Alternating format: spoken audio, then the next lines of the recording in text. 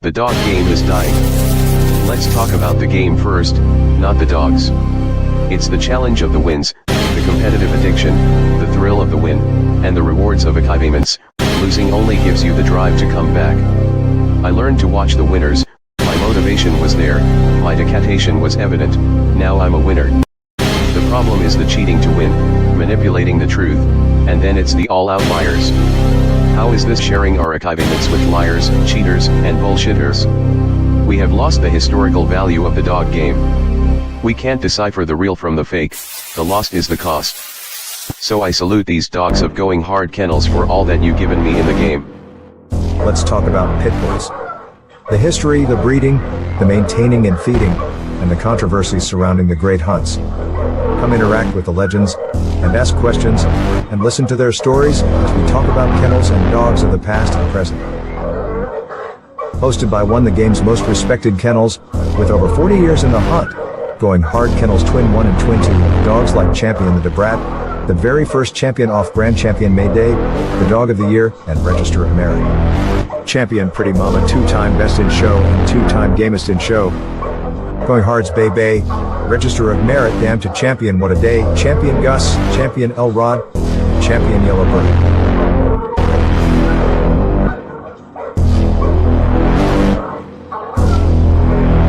So pull up a seat, and let's talk dogs.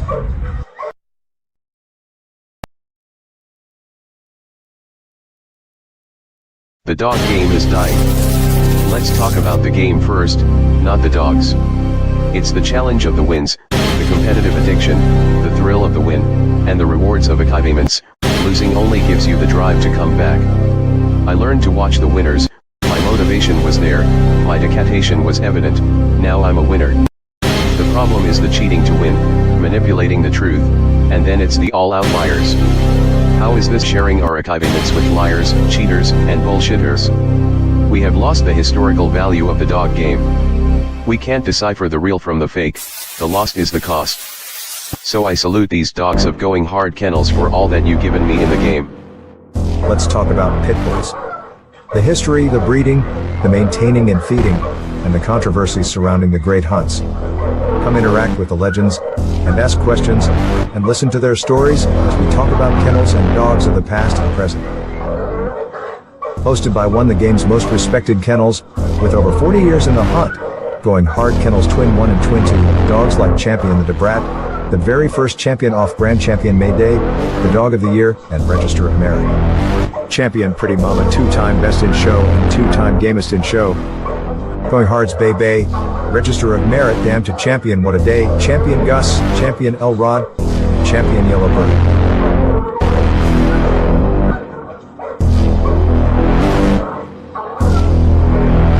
So pull up a seat, and let's talk dogs.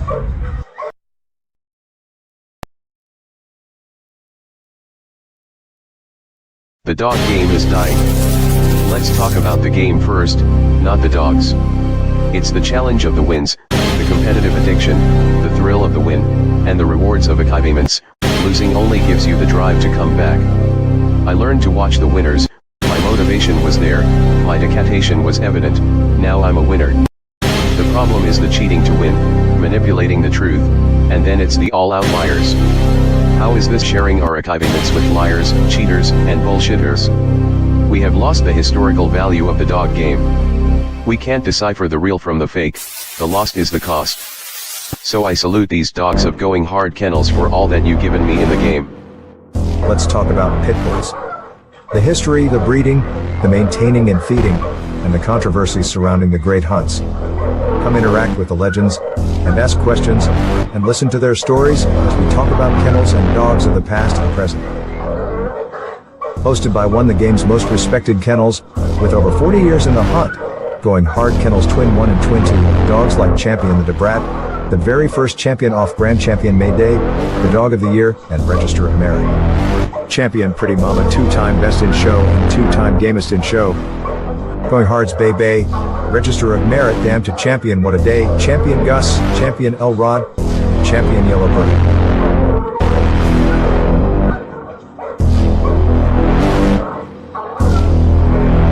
So pull up a seat, and let's talk dogs.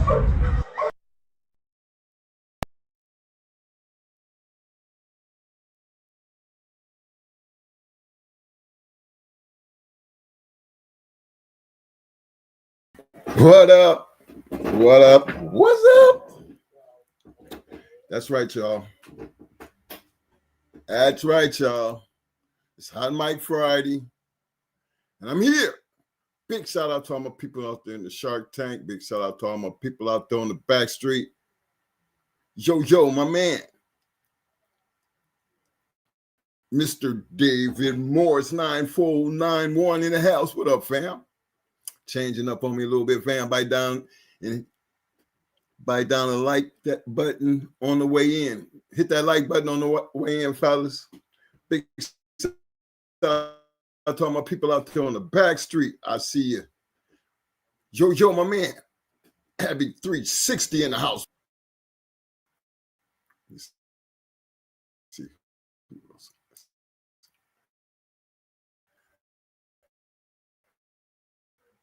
Get here. I don't know, my thing be acting like it be slowing up in the internet. What y'all think? Because here lately, everything been like laggy and carrying on.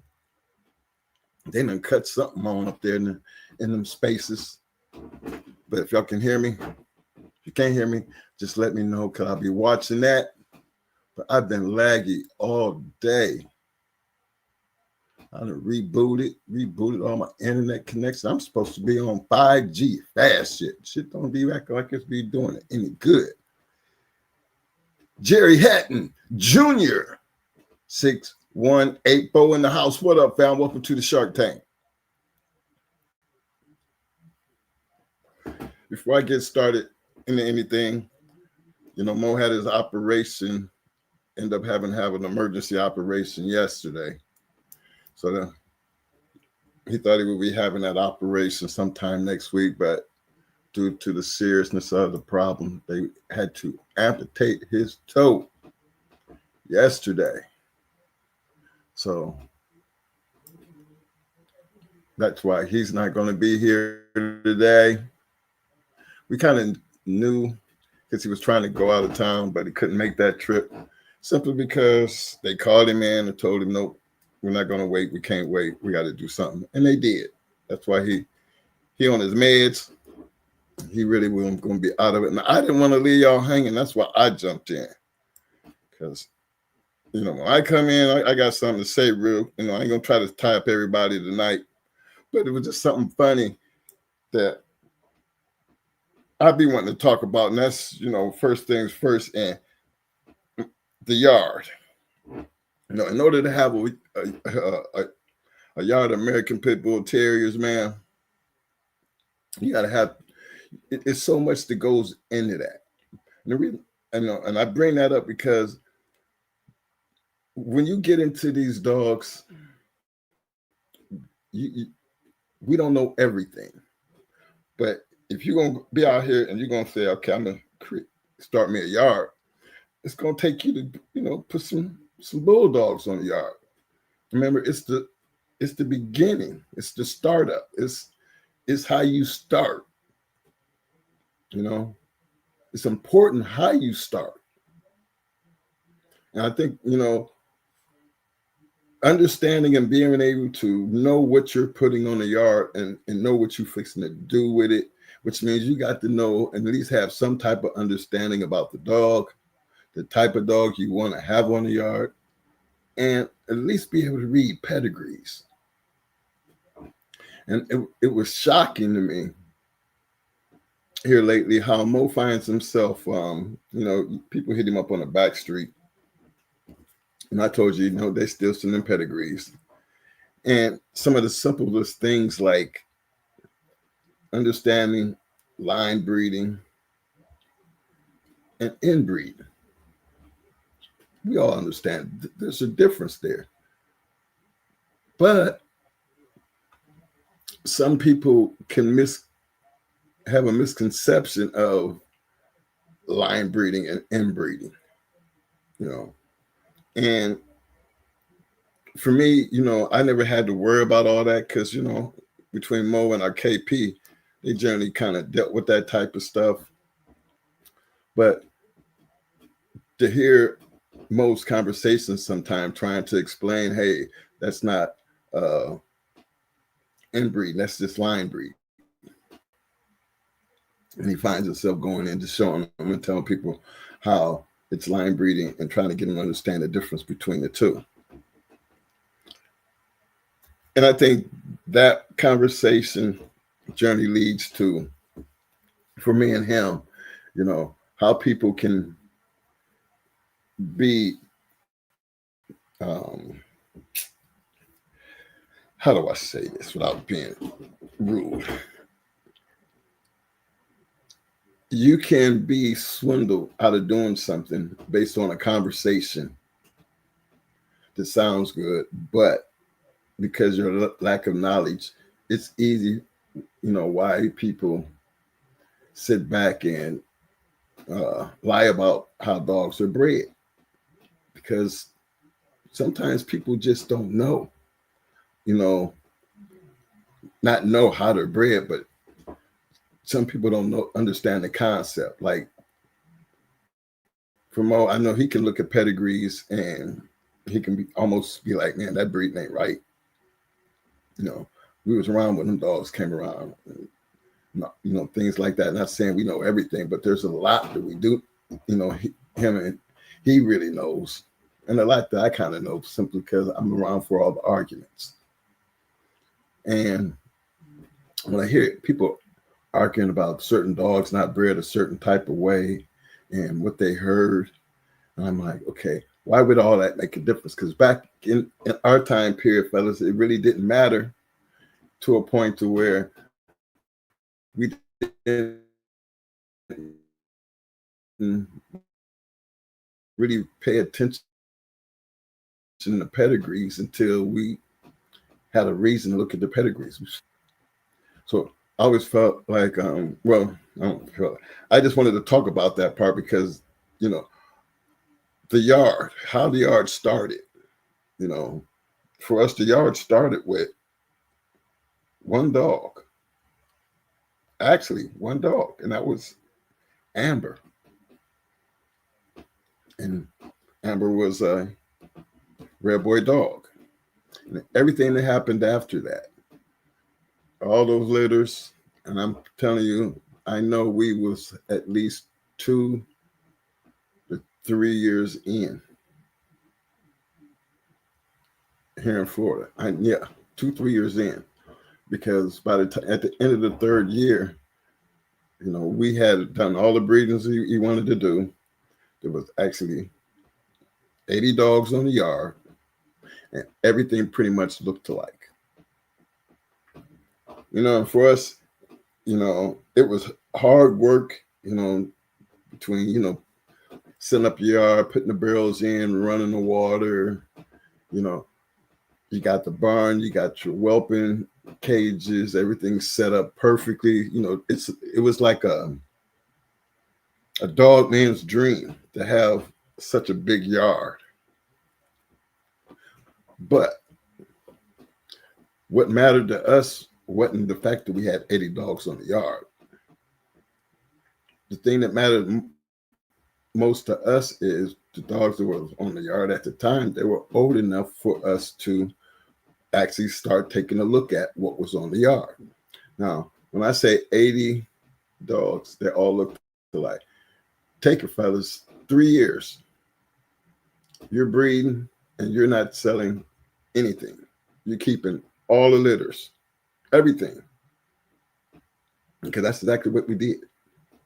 We didn't get rid of nothing. Okay. So when that magical weekend came, it was kind of easy for us to be like, okay, we're going to play in the yard this weekend. And you have some of the fellas over and we go to the yard. Now, considering the fact that all these dogs weren't bred the same way, they weren't. So we had a little bit of everything. We had the hardcore shit. We had the Mayday shit. We had some of the shit that we had bought from Ohio. And it became a weeding out process. But the thing was, once we got the weeding out process out the way, schooling by this time brothers was already in motion. The schooling period and all that came along with putting together the yard. So once the yard was put together and you started, and we down to them 40 dogs, we spent the next maybe 2-3 years actually matching dogs, and the breeding program became a little bit tighter because now Mo and KP, they figured, all right, we know what's working. We're going to keep using what's working, but we're going to add a little bit more here, a little bit of something that there. So when y'all see a lot of them breedings in our early years, as far as here, you know, the Mayday stuff hadn't really hit the scene.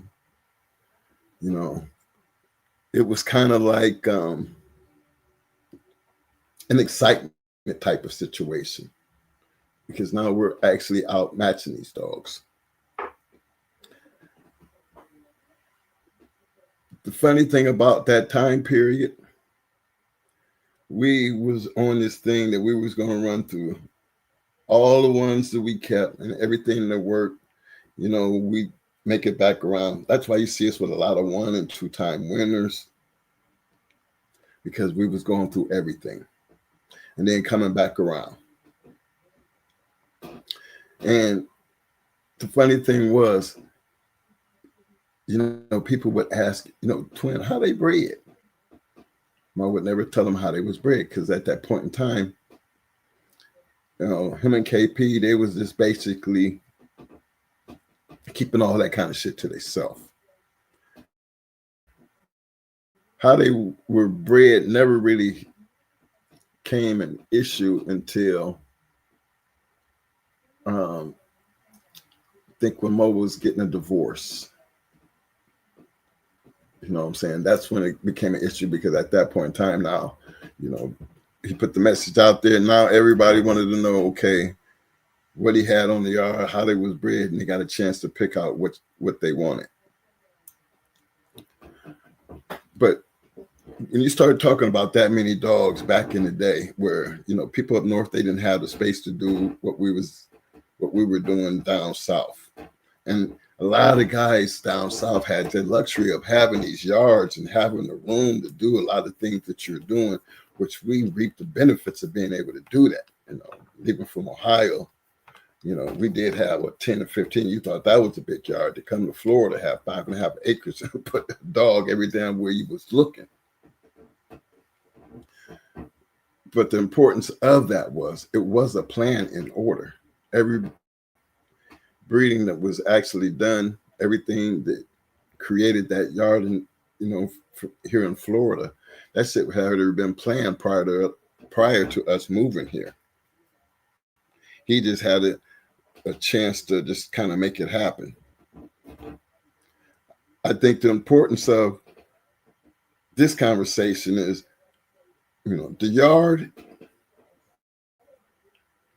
you know, when I say it took a lot of work, man, you got to warm dogs. You got to, the maintenance alone.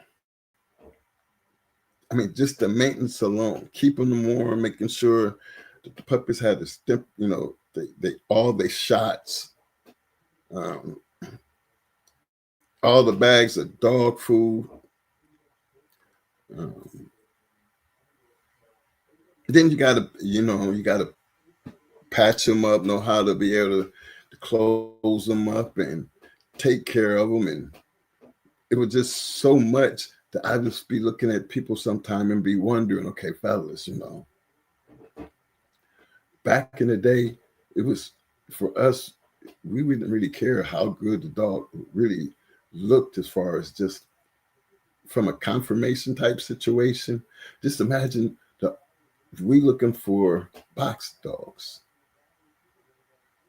And when you're looking at trying to deal with box dogs, I guess we had a different look at them, because, you know, everything that was done was graded based on how they performed during the yard period, cleaning out the yard, bringing in the right stuff. Billy Thomas, what up, fam? He said, I see you, Billy. He said, what's wrong with Twin? He had his toe cut off, man. Remember he got hit by that truck before we went to that confirmation show. And he wound up going anyway, and he had a broken foot. Thing was, the foot wasn't really getting any better because his little toe had turned black. And he didn't know why his toe was turning black. So I told you, he went back up there. They looked at the toe. And, you know, Mo already got a heart situation. Mo got a couple stents put in him. And what they just decided to do when he went back in there, you know, they put his foot in a cast. And then I think 2-3 days later, you know, it was hurting him so bad, he went back. And then I guess they messed up because they was like, hey, he was just in here 3 days ago. That toe didn't just get like that in 3 days. And that's when somebody finally addressed the fact that there's no blood getting to that toe. And I think we talked about it Tuesday, and it was actually supposed to have been scheduled. They were telling him for some time next week. Well, they ended up calling him back, I think on Thursday morning, and told him he needed to get over there immediately. They had him set up for surgery, and they went on and took the toe off because they didn't want to see him end up having to lose a foot because the infection had got that bad. So that's what happened to Mo.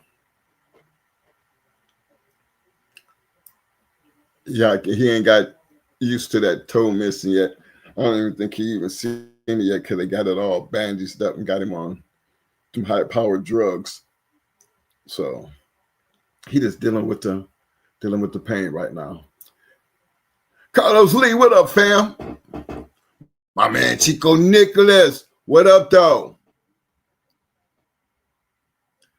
I don't have my phone here. Let's see, who's that?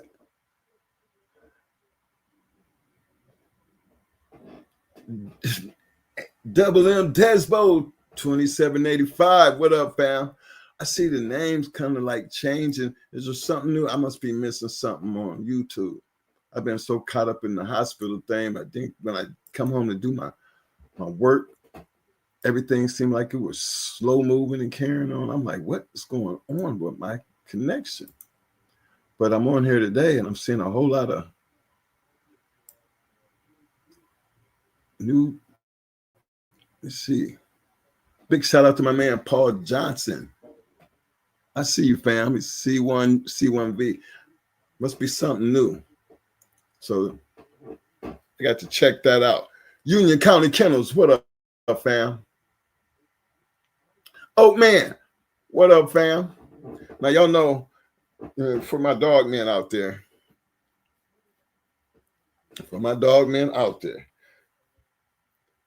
anytime that you bring something, I mean, and this is y'all, let me tell y'all, the success of the yard can be totally disrupted. I mean, when I say disrupted, I mean totally thrown into chaos if you're not breeding properly. Say that again.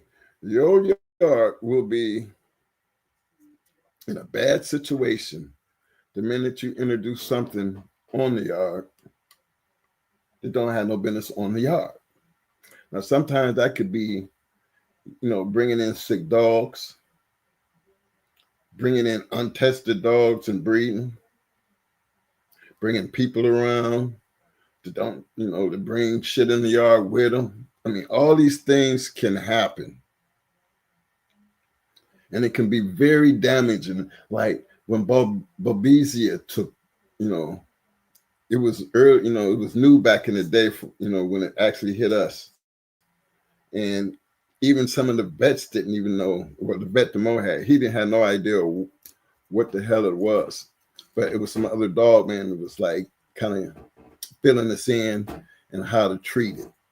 And Mo came up with a treatment that somebody gave him, and he was the one that was out passing it around to where everybody caught up. But remember, that's when didn't nobody know what the hell Balbesia was. It came out of there. It came out like COVID. You know, you heard about it, but you didn't really know the effects of it. You know, Pavo, Stemper, you know, those things, Coccidia, those things, we kind of had a general idea of how to deal with it. But that damn Balbesia, when it took control, it things happened fast with that shit. So that was a learning experience. But when you got all that under control, and you're trying to create the ultimate yard. One thing I noticed, we never really cared. You know, we never paid attention to what other people were doing on their yards. When I say paying attention, we were, you know, we traveled, so we got a chance to see a lot of different dogs in action. Met a lot of guys who were doing their own breeding program. And so when I say not paying attention, I mean not paying attention to how, you know, they were really doing the things that they were doing, because what journey got us interested in whatever somebody was doing was based on the performance of the dogs and the consistency. You know, the one thing that going into the yard that we wanted to do, we wanted to create our own match dogs. Most of the people that we was around was breeding up their own shit. So it wasn't like we were out buying puppies. So if you're not buying puppies and you're paying stuff fees for dogs that you know, I would think that would limit some of the things that can possibly go wrong when it comes to a breeding program, especially when it comes down to how a dog is bred. You know, why champions and grand champions? One of the reasons why grand champions channel, because you pretty much seen everything that we was breeding to. If you seen it and you liked it, you bred to it. You know, it wasn't like they'd come in, see a dog, and then run back and get the paper, sit down and study the dog, and then say, okay, we're gonna do the breeding thing. Most of the time, when we came up with those ideas of who we were breeding to, KP and Mo pretty much had already seen what they were doing. And then they generally talk about it, you know, and they would make it happen. You know, he told you how we got to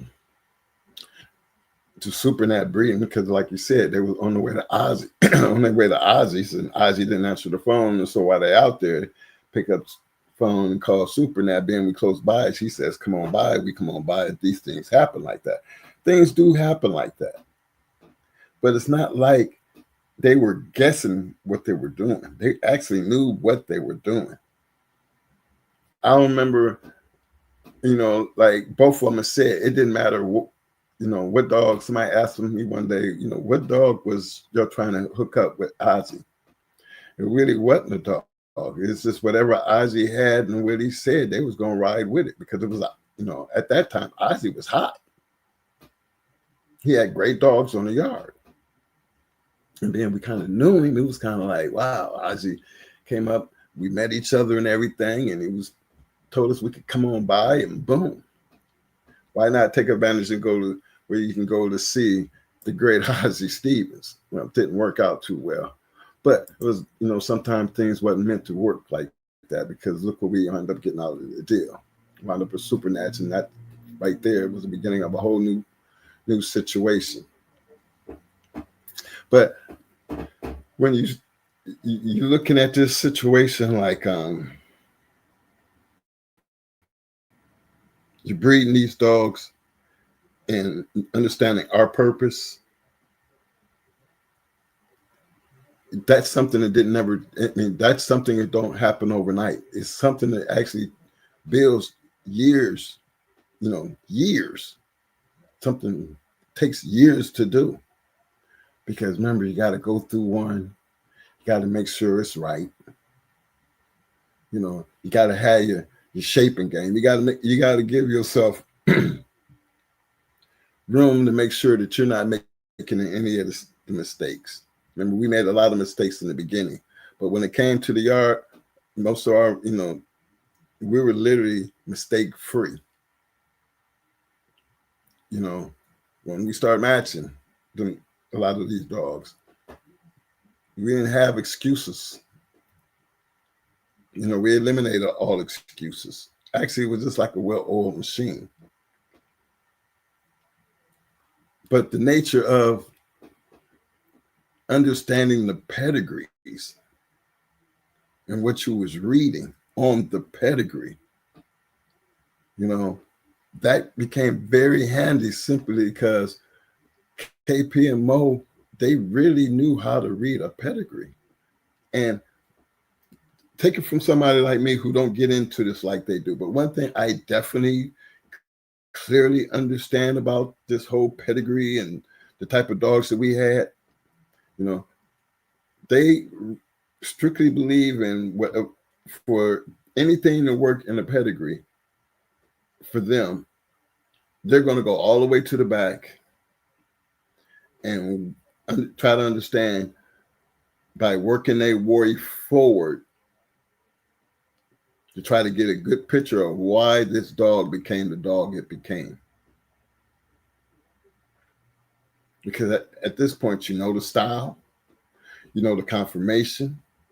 You've seen most of these dogs go, so you already know that, if they got a mouth or not. So these are a lot of the things that came into why a lot of the breedings that we did, there was a reason behind why. It wasn't about this, the pedigree. It started out with the dog. Then you go look at the pedigree. And now that you done seen what you seen, you're going to be like, now where'd he get that mouth from? Where did he get that power from? Well, these dogs have, all dogs have certain type of traits. We talk about the traits all the time. But at what point do you start getting away and paying attention to the things that matter? Remember, traits should always matter.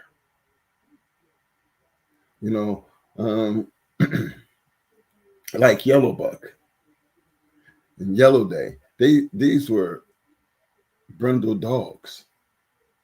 They came out of red dogs. You know what I'm saying? Red-nosed dogs, but yeah, we getting brindle dogs. When we started incorporating that Stone City shit in there. Now you seen big Grand Champion Yellow Buck. He was red, kind of like a red brindle. But I think that was Lil Buck. He was all brindle. Yellow Day was all brindle.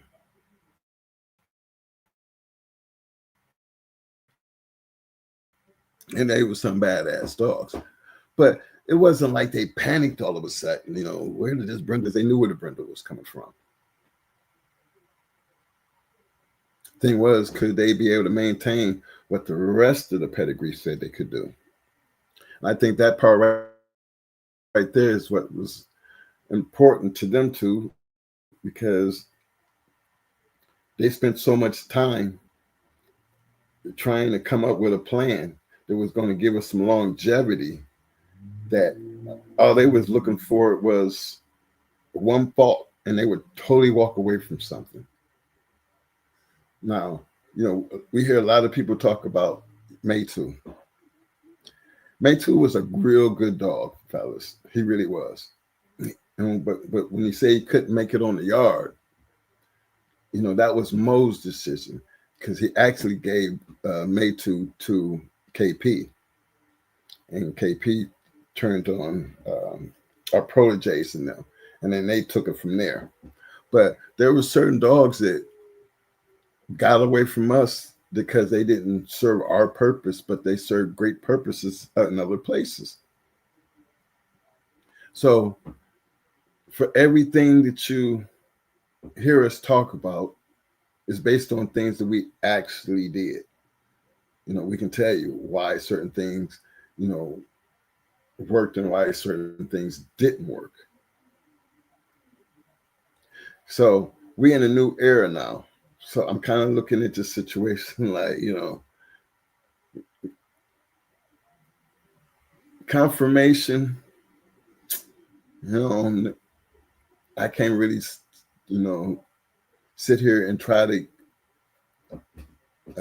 make a comparison between what we look to see out of a match dog compared to what we're seeing out of weight pools and those type of dogs, because we never use our dogs for that purpose.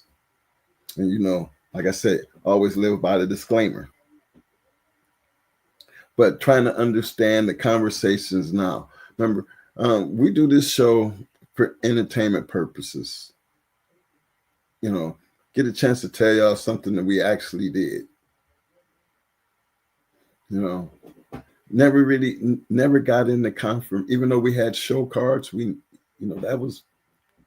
was important to have those show cards. But it's not like we were raising show dogs.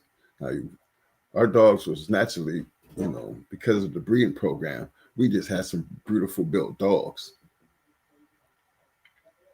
They had that power, I guess, and that has a lot to do with the breeding program. But try to adequate that to the showman side. I get lost, because I still, and maybe you guys need to help me, because I don't understand how you can look at a dog and know that a dog is good. American Pit Bull Terrier anyway. Just looking, or they sit there barking at each other, And y'all probably seen a lot of this on Facebook. The dogs be at the door, and then as soon as you open the door, they stand there and look at each other, type of shit. The big wolf ticket shit. Who's that? Big shout out to my man, Mr. William McNeil. What up, fam? Yo, Skip Bell. I see you, fam. See you. Yeah. Well, I don't see how you can take a confirmation dog and know that it's good.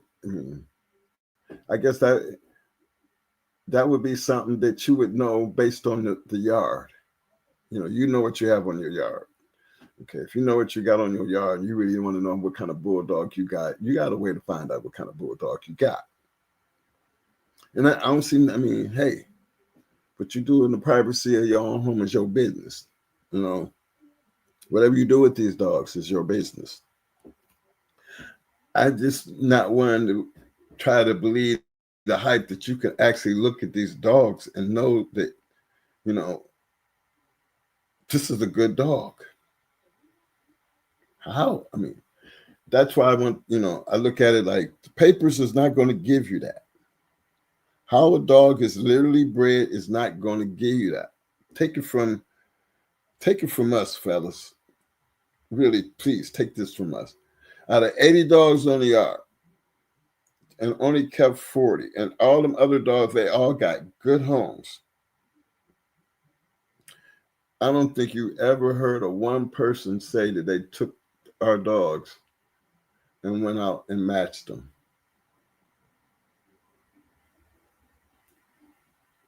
Well, I think Red Man was matched. Yeah, but then that's like a KP.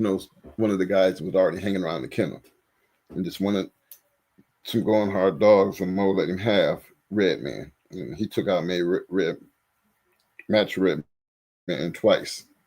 But outside of them, did nobody ever get anything that didn't pass, get a chain spot on our yard and took them and matched them. Now, a lot of them was bred. Some dogs, and they produced some damn good dogs.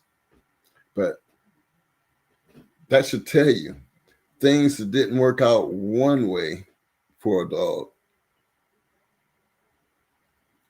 didn't mean that dog was completely done with, because there was dogs that left the yard that went out and became great producers.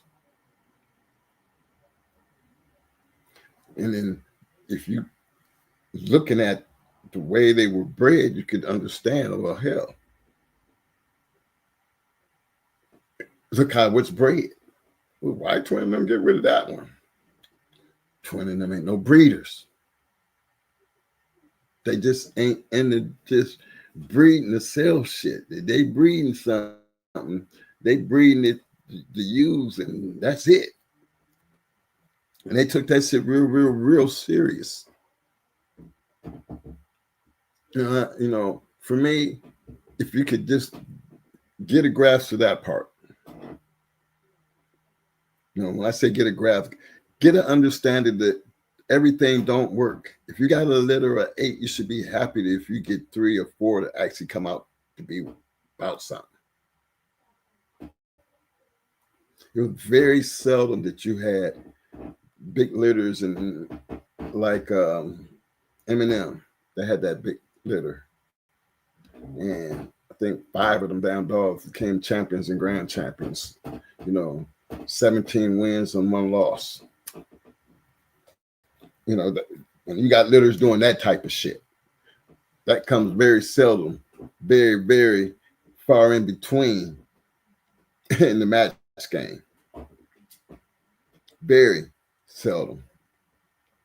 And so when you did have them kinds, them dogs speak for themselves, because, think about it.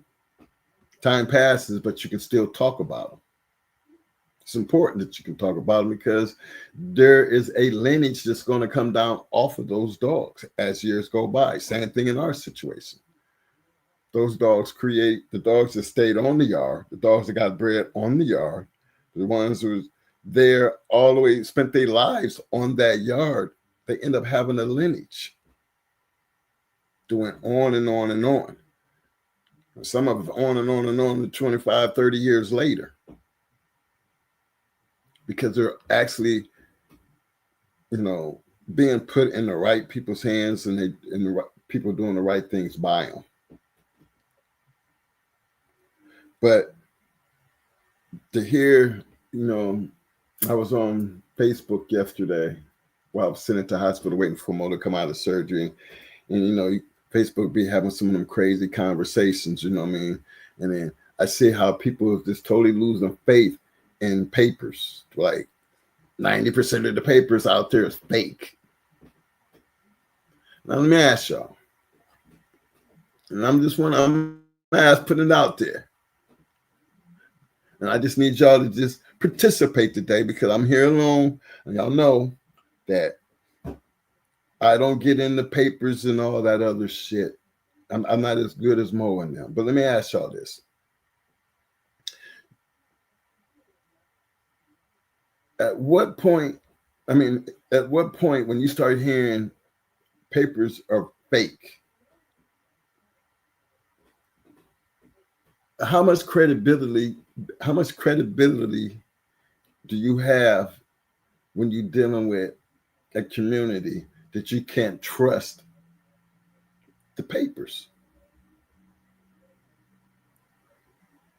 Because if you can't trust the papers, what the hell are you feeding? Y'all see where I'm going with this? We got the dog already, but you can't. Again, I'm old school, so I'm looking at, why would the papers matter? Why we talk about the dog? Why the hell it doesn't matter what the damn paper look like? Don't tell me about the damn dog. Am I wrong? Has the things changed that damn much that I really need to be paying that much attention to some papers that the paper's fake as hell? Okay. But does that mean the dog ain't shit? What if the dog is a good dog, but the papers is fake? How about that part? Let's talk about that part. The dog is good, but the paper's fake. Um, if you're dealing with a good dog and you know the paper's fake, would you still breed to that dog? Let me ask y'all. If the dog is good, but you feel like the paper's fake, would you still breed to the dog? I mean, not even, well, would you even have the dog? Because I'm still, for me, the confusion keeps coming in about what's good. How do you know a dog's good? So my good is always going to be based on the old way. It's got to be good enough to make it back to the chain. I know that much. Also got to be good enough to make it in the box. I know that much. But okay, we're dealing with a different time. So there's got to be another way when we start talking about good. I see a dog, beautiful body, nice attitude, good conformation. Nowadays, you can pretty much, for us old schoolers, some of us, we can pretty much tell, based on traits, how a dog is bred. It's going to have some of this in it. It's going to have some of that. You can generally ask somebody and they'll basically, yeah, coming down off of so-and-so, so-and-so. Yeah, that kind of shit makes sense. Yeah, that's always been a part of the game. But when you start throwing that word good around and fake, that right there is where I get lost at. Because what if you got a good dog and your papers, you feel like your papers is fake? Does that make you want to get rid of the dog? Do you get rid of the dog because of that? Good dog. Great attitude. There's something wrong with the papers. Let me see. I need some answers here. Let me see here. I got a couple answers going here. Let me get my shout outs right quick here. I see my man, Old Man. What up, fam? Skip Bell, I see you. Mr. William McNeil. What up, fam? Let me see. Johnny Rocket, what up, fam? And now, Johnny, the paper's fake. I see you said yes. Do you get rid of the dog? Skip Bell said the unknown. Yeah, that unknown.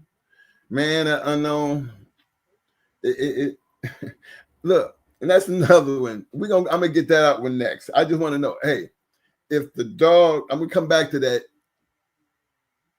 Johnny, who was that just said that? Skip Bell. I'm gonna get back to that unknown because I seen a whole lot of that unknown.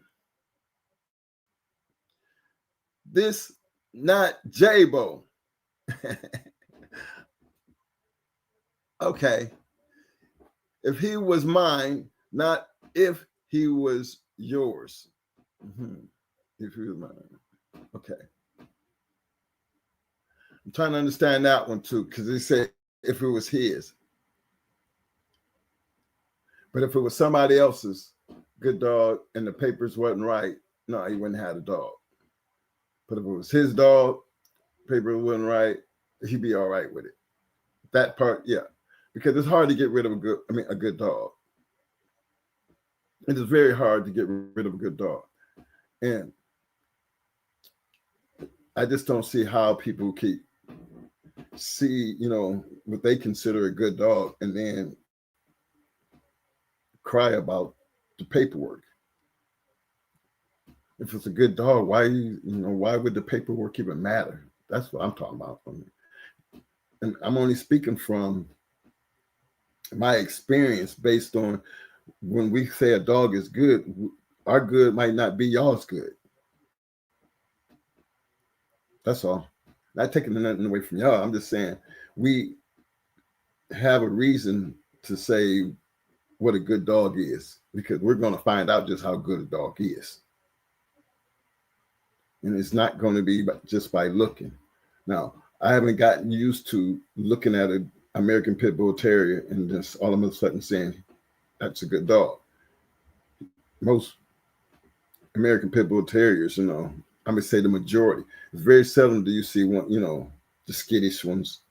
Not saying that they don't exist because they all breeds got their faults. But the majority of your pit bulls going to have something. They all don't make it from back in our time period, because now you're putting it's about the competition. You got a good dog, we got a good dog. We make, the truth will be told by the time the night's over. That was a good dog, even though that good dog lost. That was still a good dog.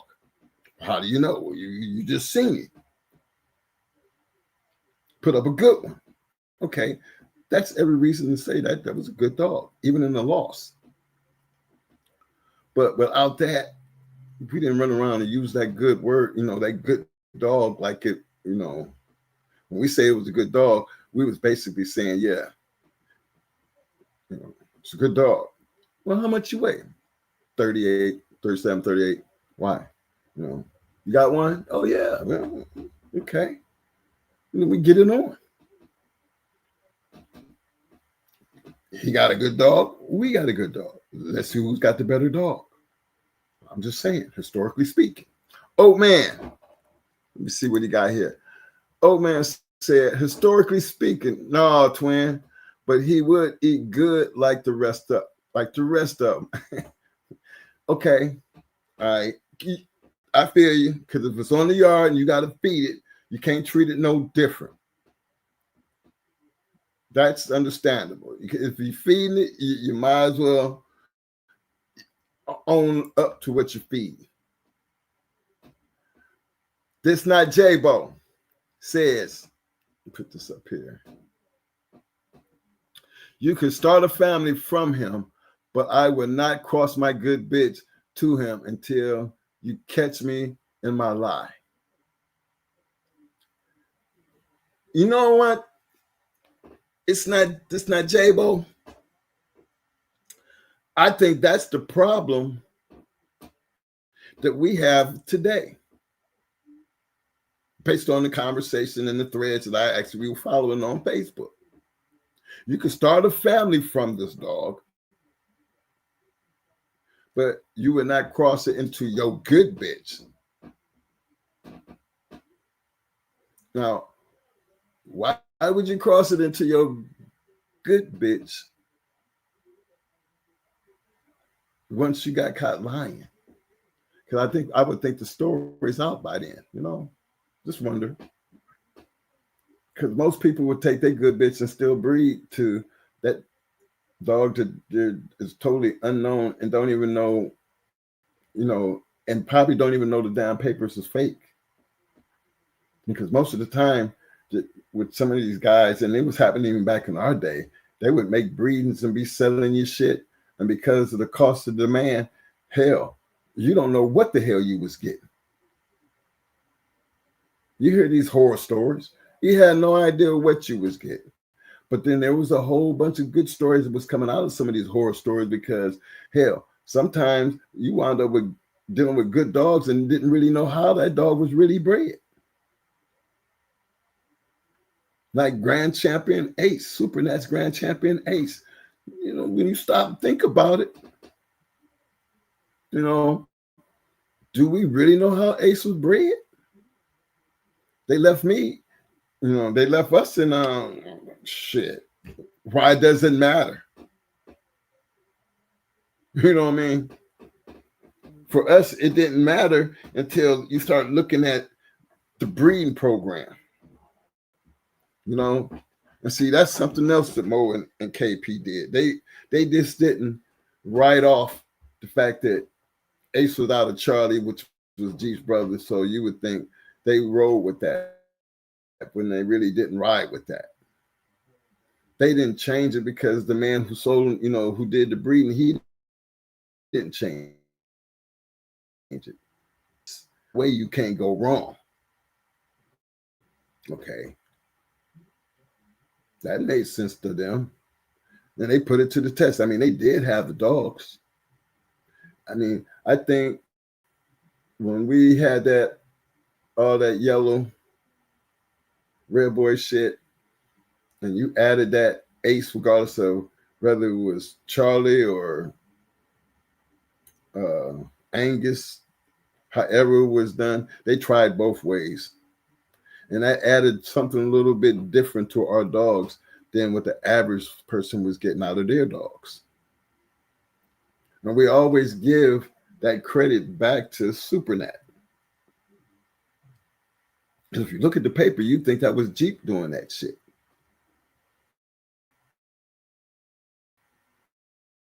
You know, if you really look at our dogs, how much Jeep do we really have on a shit? Our Jeep, for us, the real Jeep shit didn't really fall into play until we started dealing with Hardcore Mike. Because for us, he really had the best Jeep Red Boy crosses that had been working for him for years. So you can slide over there and definitely get some of that.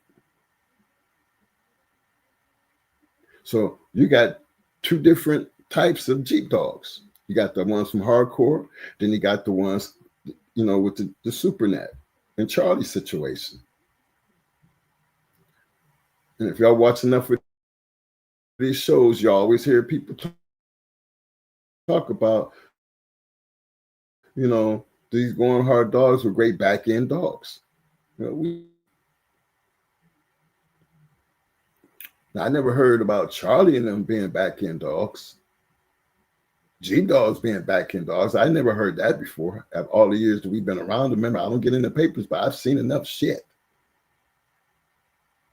But I knew that, and I think Mo knew, and just like KP knew, that there might have been some truth to that Angus situation. It may have been some truth. So maybe we knew the papers wasn't right, but we do own the dog. So how about we just go the Angus route?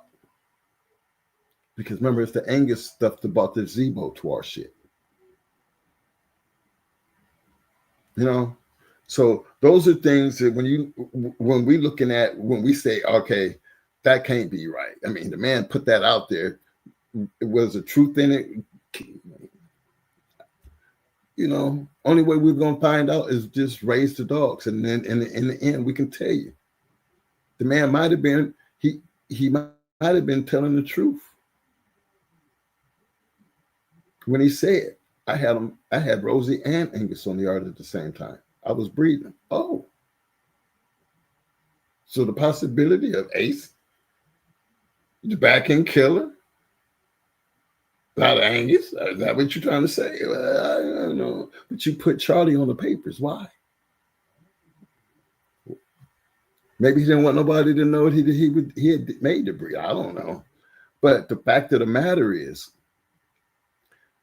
that lie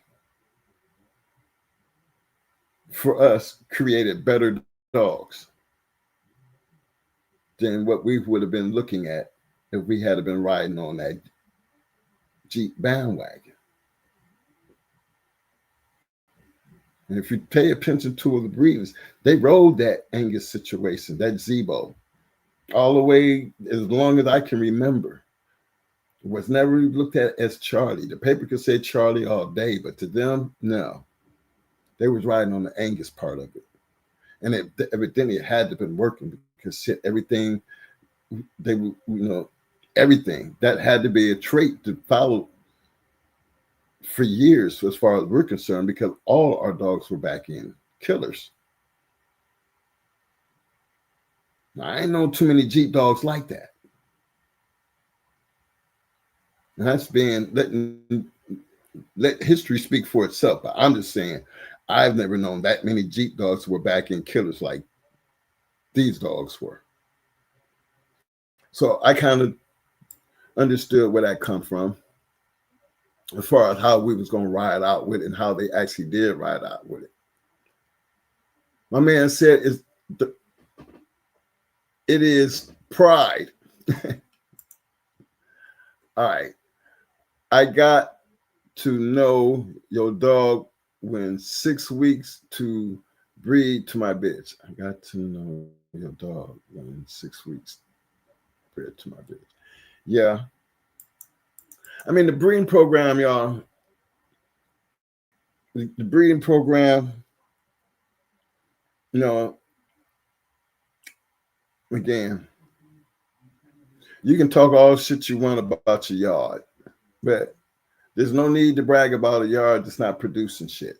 I mean, you shouldn't even have to talk about your yard. Your dog, if you have the right dogs on your yard, other people are going to talk for you. And that's how I feel about that. I don't think we ever had to brag about the dogs on the yard because we were doing too much matching dogs. And that's being straight up. If you're not selling puppies, you know, that's not your thing. You know, for us, being we wasn't selling shit, it didn't matter. You know, I mean, if you're going to talk about the yard, they're going to talk about how good our dogs were. You know, for the ones that came by, they would actually tell you, hey, every damn thing on the yard down there looked alike. So whatever the fuck they was doing, they kept that shit tight. You know, and the glory of it for me is when Mo finally did have that situation and other people got them dogs. Our dogs were able to be able to perform the same way they did for us in other people's hands. So that speaks highly of what we were actually doing over the many years with these dogs. And that goes right along with maybe dogs wasn't bred just the way they said they was. Okay, but why the fuck would that matter if I'm dealing with a good dog? And Lord knows I'm talking about this a monster. And he can produce. So when we talk about them unknowns, you know what I'm saying? Sometimes them unknowns is put there because they just don't want people to know. See, that unknown shit didn't just start today. That unknown shit been going on for quite some time. And there's always going to be a reasoning behind unknown. Because come on, y'all. How many, what put like this? If you had a bitch, and we always say we start with the bitch because that's the whole thing. What made you take your bitch to that male? That's where a journey starts at. You have to take that bitch to that male, and you understand why. But that male is totally unknown. You don't have nothing, no nothing. We don't know nothing. Somebody got that dog. Now, come on. You standing there, and the paper say unknown, and you're not gonna ask no questions. You ain't gonna try to get something out of that conversation. At least, where did the dog come from? I mean, give me something. You know, because if you could not give me nothing, really, if you couldn't give me nothing, then I would have to at least see something in that dog.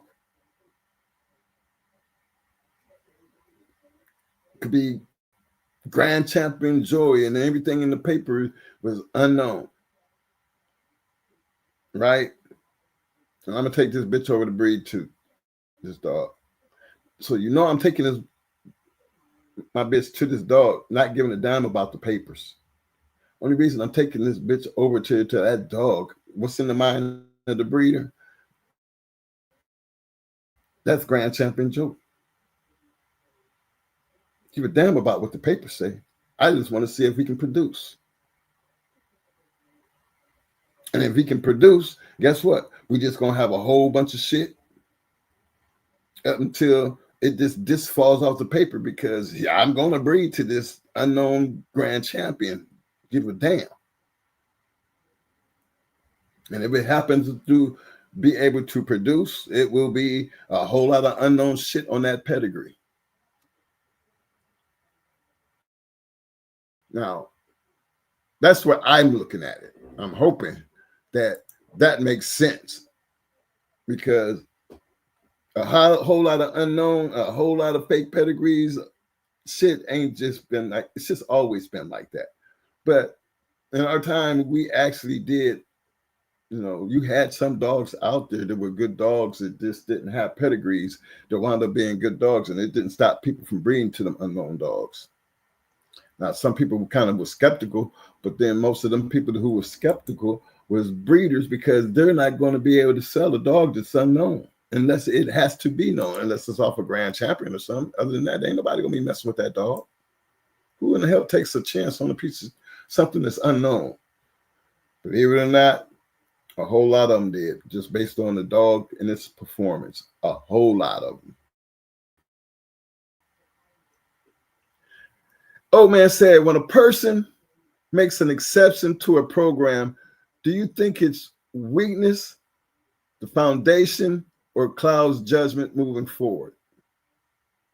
Well, I think I answered that one, old man, because my thing was, if the dog is good, and I say good, I'm talking about a match dog.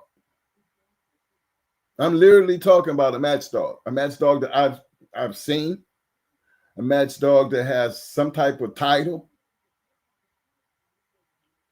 So, yeah, that's an exception. Now, the breeder might really know how the dog is bred, just don't want nobody to know. But he gonna collect that stud fee. Guarantee you, he gonna collect that stud fee.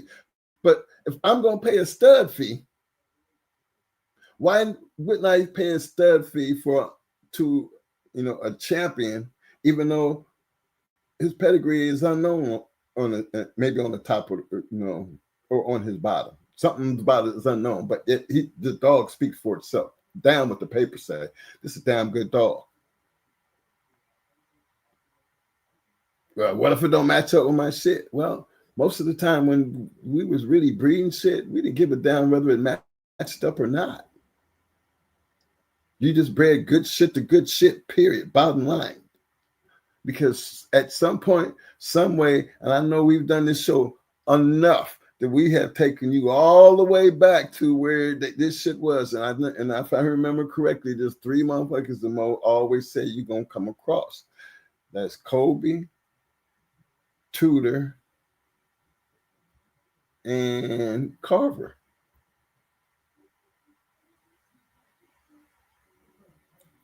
Him and KP lived on. That's their thing.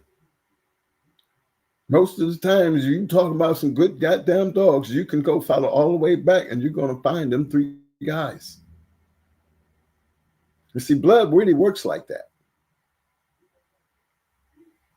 I have children that have red hair and freckles. You know what I'm saying? Red hair and freckles. But I know I have a great grandparent that was an Irish redhead person. It was red hair with freckles.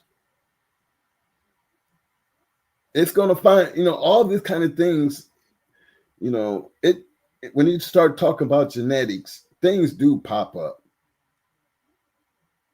And you got to take the good with the bad. When you start talking about certain traits and genetics, remember cancer, heart conditions, all these things that can come along, like even with some of these bulldogs, skin issues, bite issues, underbite, overbites, all these things is through genetics.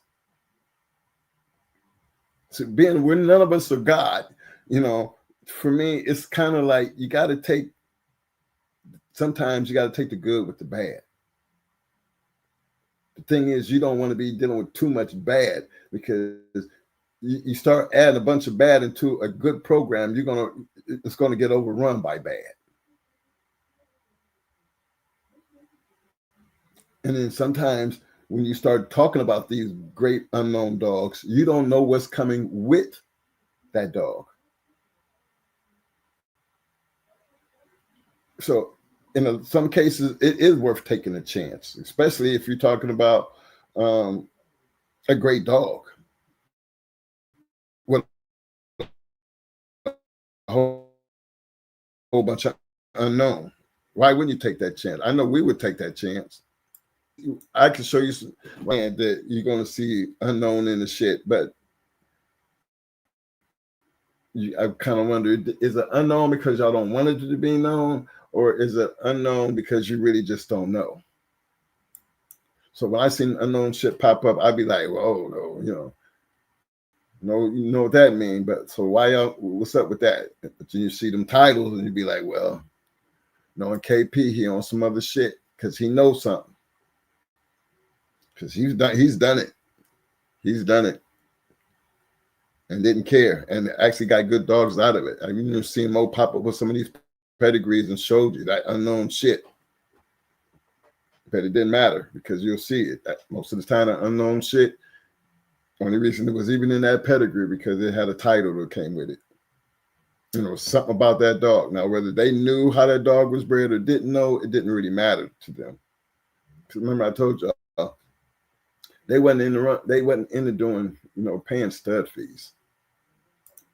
When KP was doing. Now, KP might have went, if he wanted it bad enough, he was going to go pay for it. Most of the time, we was trying to do this shit on the yard. KP is the one that was always bringing something new to enhance whatever we was doing. Most of the time, when Mo was doing the breedings, we didn't have that unknown shit. And most strictly stuck to champions and grand champions. When KP comes in, KP he brings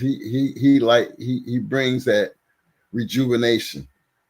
You can't keep running the same shit without having to add something new. And he always had this knack about adding that something new that kept things always relevant over the years. That's why we always called him the modern day Earl Tudor. Because the man was definitely behind our dogs and still behind the dogs of today. So definitely, and being he family is kind of like, how do you explain that? For him, the way he explains it is good dogs create good dogs. And if it doesn't, like he said, I let y'all figure out if it work or not. I'm just throwing it together and y'all tell me, do this shit work. Okay. That was agreement, and that's where it's always been. My man Skip Bell said, anyone ever had the no-ped dog? Decent though. Not your best, but bred him and tried to improve the dogs to teach and learn along the way to a point. 3 years later, use one and it's exceptional. And then what? There is no then what. I'd be anything that I got on the yard as far as a bitch will get bred to him. I will tell you the then what after I'm done. That's where I'm at. Don't need to have no damn papers. There ain't nothing wrong with putting unknown shit. They do it all the time. You know what I'm saying? But then remember, we coming for us to say that, for me to say that, is because we coming from a working world. My comments are strictly based on the working side of this game. So I can't speak to nothing except for that part, because why would I want to do anything that ain't working? Why would I even be considering this conversation if that dog was not exceptional? He said, anyone ever had with no ped? He was decent though. Not your best, okay? All right. But if he ain't my best, at 3 years later, he turns out to be an exceptional dog. The damn dog made it 3 years. He's more than decent for damn sure, because you kept him that damn long. He must have really took real good to his to what you was teaching in the schooling period, because he became an exceptional dog when you started out. Not my best, but decent, but he's exceptional now. No, if you fed him that long and he showed what he can do, then what is should be automatic. Give a damn about all that other stuff. He gonna have, by the time you done, you're gonna be putting shit on the ground, and then you will be trying to figure out how to explain that unknown where he don't have a pet. Well, then that's why you put unknown there. I mean, if you really knew, would you leave it like that? But because why do you think when people be talking about fake pets with that exceptional dog, is that exceptional dog one of them dogs that you would actually put some fake ass papers on because you don't have no papers? Because remember, y'all never know what happens to stolen dogs. For me, I know I've been on that other end on actually two dogs, the shit and Lil Mayday, aka Kunta. I mean, there's just certain things that this game brings into play that when it's all said and done, do you look over it? Because again, here's a very exceptional dog that you can't put out there and say the way the dog is bred, so you put some fake ass papers on it. The only thing about the papers is the goddamn dog is a going hard dog, and it never threw black dogs, but everything on the papers that you put on that dog says he's supposed to be throwing black dogs, and the dog ain't never threw a black dog because he was never going to throw a black dog. So that's where shit go wrong at. That's why shit just all falls apart when the reality of it is save face and just tell the truth and let we still talk about a great dog.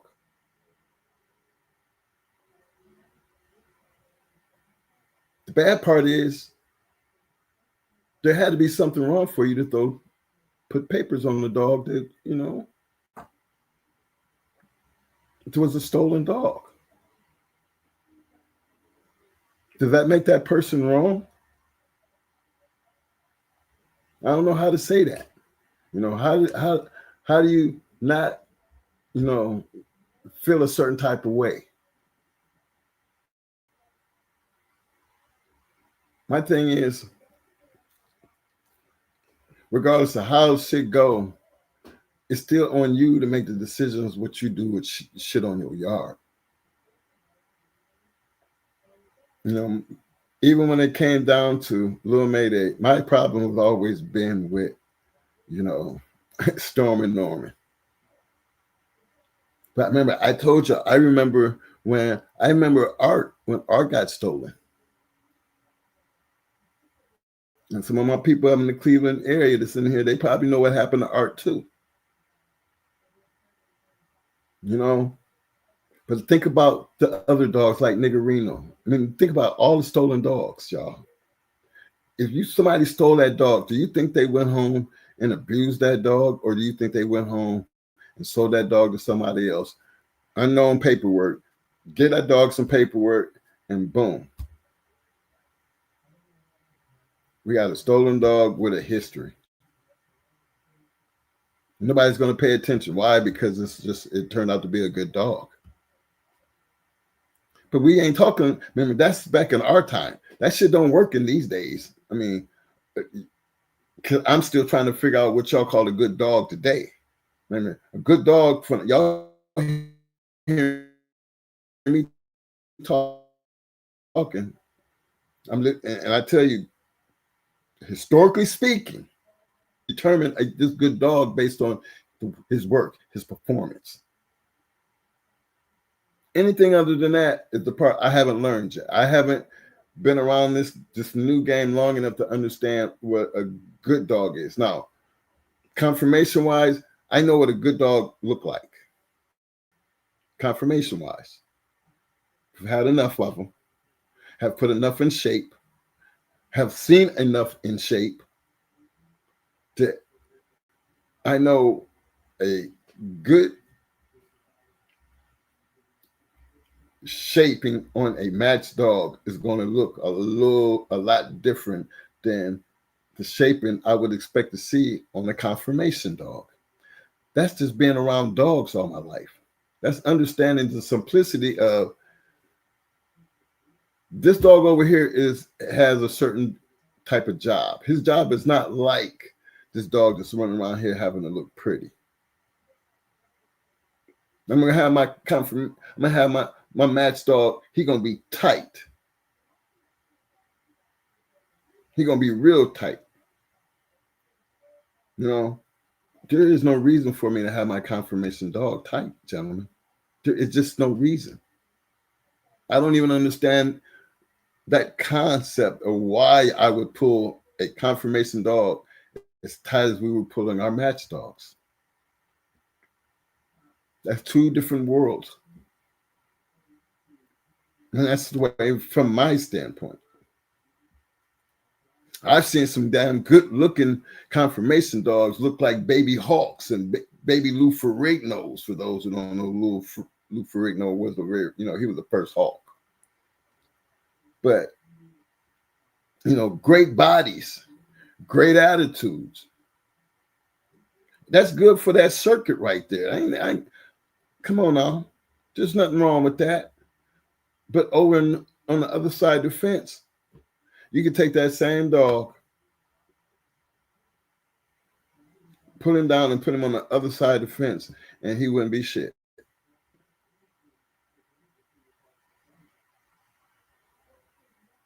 Two different types of work.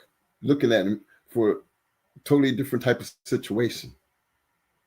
Even though we've always made this clear, there was a whole lot of match dogs that were conformation champions. A whole lot of them. We've talked about this over shows, and I don't think we need, if you get out there and do your research, you're going to find a couple of them. It's not like this is something brand new, because it's not brand new. My thing is, when you start looking at dogs and talking about, the American Pit Bull Terriers, and we're talking about good. Okay. I just try to keep them two things separate. He's good because he looks good, but that's as far as I can take it. I don't think I'm wrong for being that guy, considering the world I come from. Twin, you're being too hard on him. Man, well, help me understand how y'all can look at a dog and say it's good. That's all. Help me out right there. Stop me right there. Because looking from the world I come from don't mean shit. Now, this new world thing, yeah. If you're going to be looking good, the confirmation thing is supposed to be the new thing. Hey, you want to get the ups? If you want to get the ups, get your conditioning and your strength game down. Because the outcome when they have to, fight or flight. You're not in that world. If you're not in that world, why would it even matter? Fight or flight ain't gonna matter when you out here in confirmation shows. It does not matter.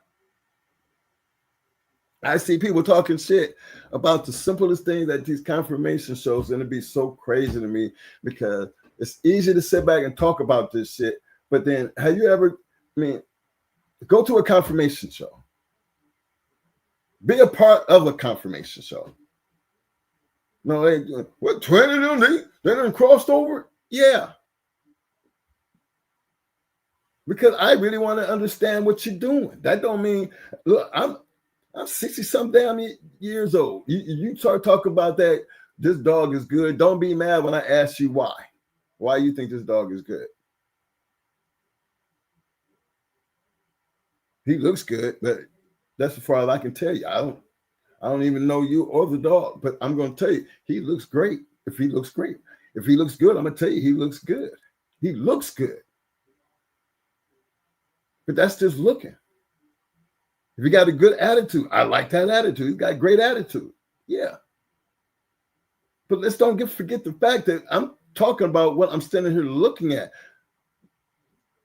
I ain't seen shit that would make me think that that dog is good, would be a good match dog by just standing up to looking at him acting the way he act. That don't work for me. Never has worked for me. That, that part of the game was something that we all had to establish based on what we were doing with our dogs. That should have no bearing on anything when it comes to me talking about confirmation shows and what I think is good as far as looks and attitude. Don't mean that you're going to be a great match dog, and don't even make it sound like I said that he was a good dog as if he was a match dog. Because I don't know. It ain't my dog. You would know that better than I do, because I don't know what you're doing at home. But to me, if you got any of the right pit bulls, they gonna all look good. Remember, we had a couple ugly ones, but we had a lot more nice looking pit bulls than we had ugly ones. Like Fargo with his ears sticking up. Who's another one? Ugly. She was really an ugly dog, but she threw some great dogs. And then you had them little monsters, like, what are they? 10-4, Buck Rogers. These dogs had bodies, but they were match dogs. They weren't show dogs. They was good in the box. That's it. I can't tell you how they would be in the confirmation show because we never put them in confirmation type keeps. They were match keeps. You already know how I feel about match keeps and show keeps. There's no reason for a confirmation dog to be pulled that tight. Just don't make sense for me. And when I've seen it, I speak on it.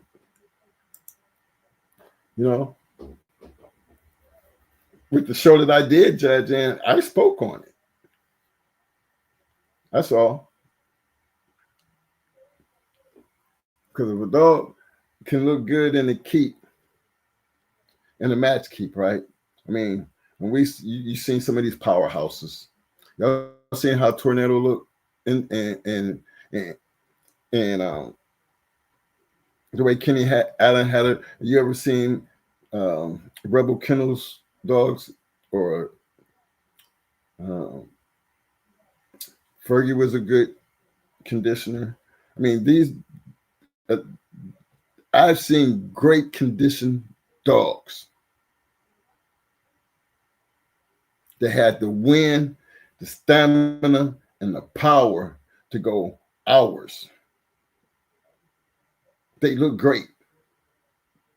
And it takes a lot to be able to do that. Confirmation dog ain't got to go through all that. I'm gonna leave something on him. He gonna look like a baby hawk. He gonna look like a baby Lou Ferrigno. I'm more, down into the cut. If you ever did bodybuilding or anything, you're looking for the cut. You're trying to get all the definition that you possibly can. We're not really working like that when we're trying to, doing the match dogs like that. It ain't all about that cut. It's about the power. It's about drying them out and really having it, suck in. Got just enough to walk, just enough moisture on them to just do that little skin test. Oh, he's right. Totally two for different situations, man.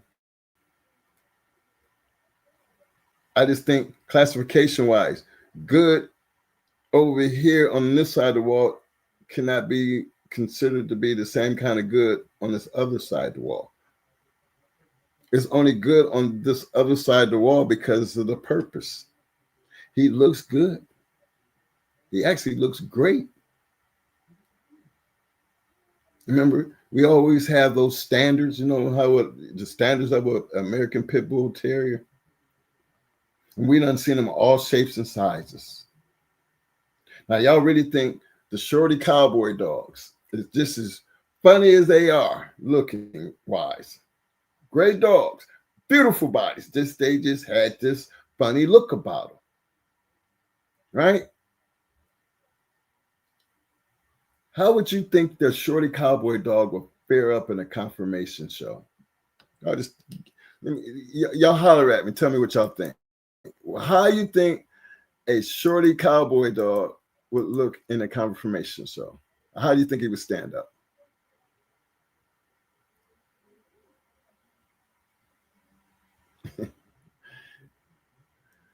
Let me see. My man Skip Bell going to hell off. Skip said, I know damn well them MFs ain't have pads.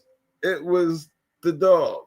Must be talking about, you talk about that blue dog. I don't know where that blue dog coming from. Oh man, you laughing, crying, laughing. A blue tongue? Yeah. Y'all must have seen something I ain't seen yet. Let me see here. What else we got here?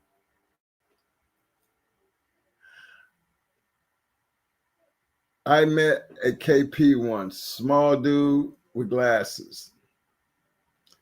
Nah, ain't my KP. My KP is a real tall dude.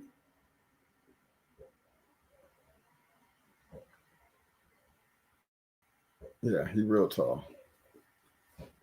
But again, fellas, just our KP, we always use his name as KP, but he is a family member. So it's not like, this is family by blood.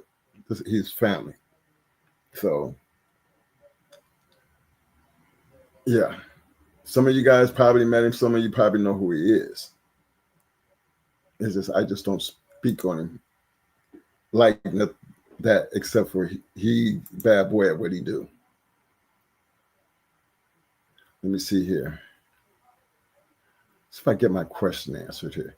Big shout out to my man, Welcome Down Ram. I see you, fam. Hey, this new thing with this at shit, this got to be something new. I got to check out and see what I've been missing. I've been tied up these last couple of days dealing with this boy in this hospital. Talking to City Kennels. What up, fam?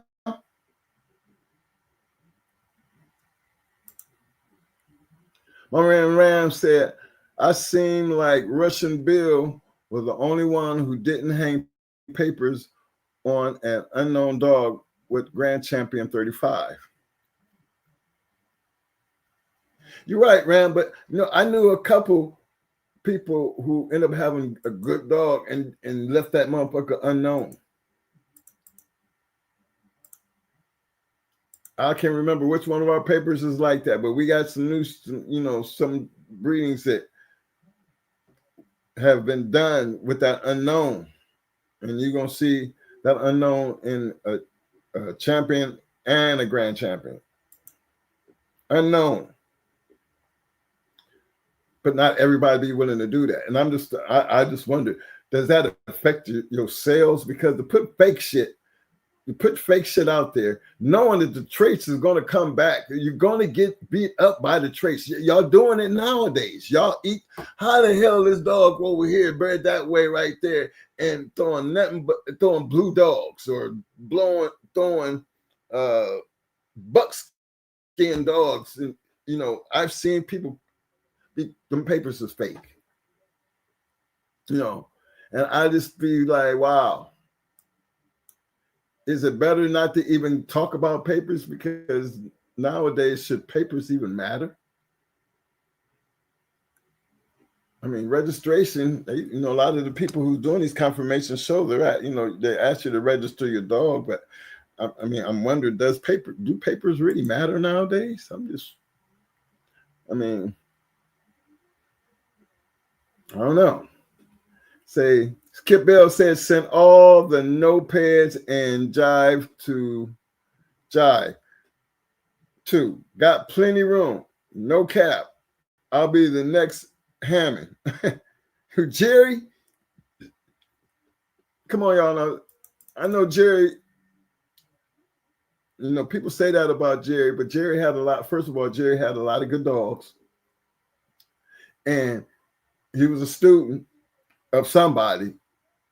And their big thing was don't let everybody know what you don't let your right hand know what your left hand is doing. You know, some people just didn't want to get, you know, they just didn't share their recipe. Now that works over here on our side of the bridge, you know, historically speaking. Yeah, that I can see how that works. Hell, if Carver did it and a couple other people did it, maybe they just didn't want that recipe. I never seen a reason to do it because it's not like we had anything to protect as far as, you know, how our dogs were bred. When, I mean, we did the breedings based on what we had, what we went out and got. What was it to lie about? I mean, you see Mayday shit, you see hardcore shit, you see the Abraham shit, you see triple M's in them shit. I mean, these people, these people are using their own shit, you know, only in America. He was using his own shit. So, you know, how other people, you know, take that is almost like you got to have respect for the ones who put it out there, but you can't disrespect the ones who don't want to put it out there. It's up to you whether you want to deal with it or buy it or however you want to do with it. But most of the time, if the shit was good, it didn't even matter. Grand Champion 35. Come on now. Think about it. You see a grand champion there, but a whole bunch of unknown. You can't hate on that type of shit because that kind of shit, like everything else, it does happen. Oh man, he says, oh, no, Skip Bells. I guess this is that old man. He said, oh, I can be wrong, but is that the history? You ever heard of that? I'm just saying, following up with the cap they gave us, saying he would buy all the dogs people didn't want. Well, I heard that story too. Now, let me ask y'all this. If Jerry Hammond was that type of guy in this Bulldog game, with all them years behind him,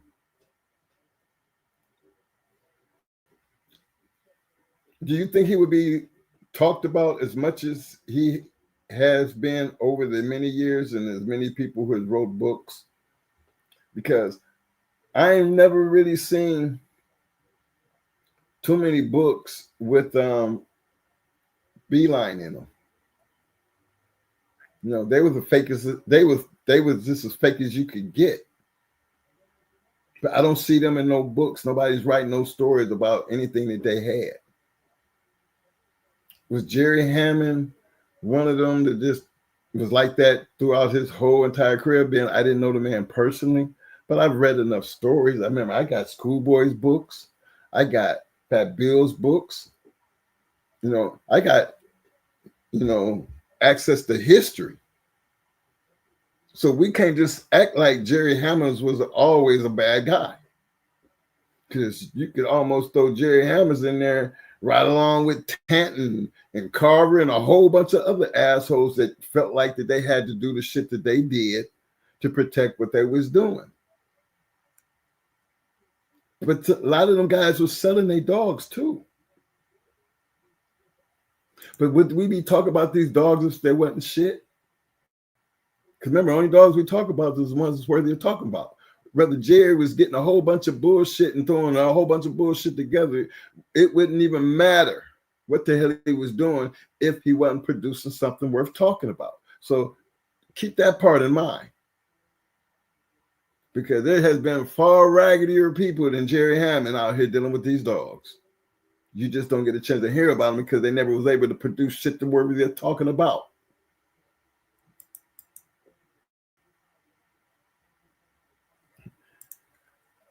My man Ram says shorty dogs wouldn't make it if I was judging. Well, you're right, Ram. Because you were asking me to judge, I'm going to be honest with you and tell you why these dogs don't work for this situation. You know, these bulldogs really do have a standard, man. They ain't all perfect, but I mean, hell, I've seen dogs with underbites and overbites. They will eat your ass up, literally, destroy you. Great ability. So I never put a limit on what a bulldog could do, because somebody else's trash should be another man's treasure. Y'all hear that all the time. You know what I'm saying? So I never made it a habit of running through trash cans looking for trash. But, you know, I didn't throw Jerry Hammond into one of them kind of conversations, because it's not like he was the trash man. You know, I heard that little story. The dog quit, and Jerry be over there, give you $15 for him. And before you know it, dog, he done bred dog and all kinds of other shit. But Jerry also had a yard, a lot of dogs on the yard. So I guess, you know, you can do that type of shit. I just never got into the dog game to be felt the necessary need to do dumb shit. Then we didn't sell dogs. What is the purpose of doing dumb shit? Why would you buy a trash ass dog? Well, maybe he's seen something in the dog that the person who had it couldn't. Maybe he liked the way the dog was bred and said, well, maybe he ain't a good match dog, but maybe he might be a good producer. Can't knock people for doing that type of shit. I've seen a couple people who, just like Amber. We bought Amber out of the box. If you think about it, Amber was the start of all the red boy shit, the real red boy shit, which started us going in a whole new different direction when we were getting out of that rascal Eli shit and went red boy. That was a whole different type of dog, but she was a box dog, game as hell, game as you can get. Bought her right out of the box. You know, so, and look what she was able to do. So I'm not one to be sitting here knocking, you know, that part, because hell, we bought them out. We bought one out the box. She was the only dog we ever bought out the box. KP did that. But guess what? It was worth it. Because one damn thing we knew we didn't have to worry about, and that was gameness, because that bitch was game as hell. Couldn't tell her she wasn't winning. She was getting killed. And she couldn't tell her that. KP said, hey, if she make this scratch, I'll buy her from you right now. She made that scratch and he bought her. Dude sold him to her, picked her right up and gave him to her. But yeah, these things do happen. They happen. El Grant, the one. What up, man? See, fellas, y'all gotta forgive me, because I everybody who's in that haven't got their wrenches, I promise you, you will get your wrench before the night is over. I just can't do it while I'm sitting here. Once I start closing out, I'll go grab my phone and I go in. I'll make sure everybody get their wrenches. Because over here, this is a Shark Tank. You'll notice everybody's in blue. Why? Because we all on the same playing field. Over here, nobody's bigger than nobody. Everybody on the same page. I mean, we can talk, say, and do the things that we want to do. You know what I mean? And be on the same level. All I ask you to do is be respectful of your fellow Shark Tank member. And then again, welcome to the Shark Tank. Union Kennels, what up, fam? He said, Beeline was pure cap. Cowboy. You right, fam. Pure cap. But they weren't the only ones, but they was the ones that really tried to get away with that shit. Who is this? Wait a minute. Jerry Curl. Hold on. Jerry Curl Earl. What we doing? Casino Life Prayers voice. Okay. Well, big shout out to my man Casino Life. Big shout out to Jerry. What up, fam? Welcome to the Shark Tank. Gary was doing great at the California show last month. I got great. Let me see. This is Union County. He said Gary was doing great at the California show last month. I got great Boston Terriers from him. Okay. Hey fellas, look, I'm one, for the, hey, as long as you put in some work and you got a working dog, there is nothing that should be said about, what and how you do with your dog. I'm a fan of, as long as the dog is working, give it down. Because that's what it all boils down to. That's what competition is all about.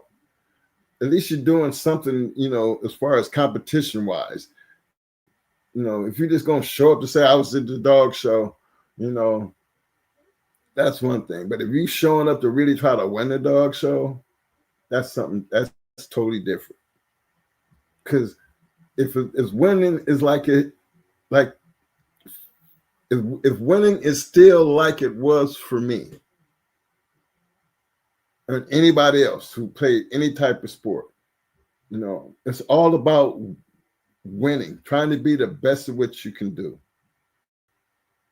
If you got that running through your veins,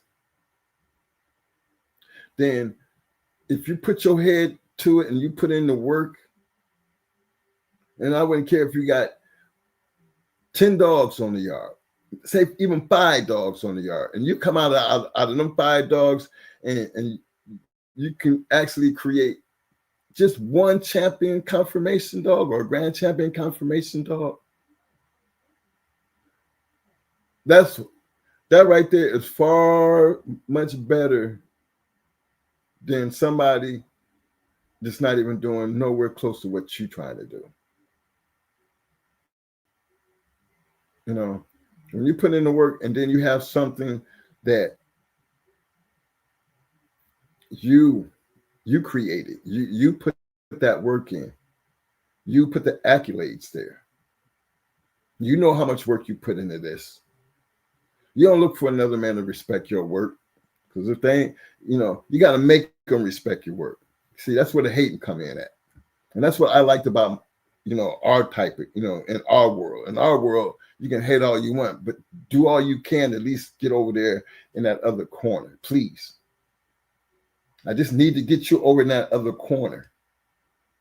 See, confirmation shows and shit, you can have that same attitude. The thing is, you got to put in the work and just show up. You ain't got to look over your shoulder. You got to worry about a damn thing. You know what a good damn bulldog's supposed to look like to you, and what you need to be competitive to go and show your dog in front of all this other competition. You trying to bring the best animal you can be. What the hell can you hate on when a person does that? Again, big shout out to the APDR.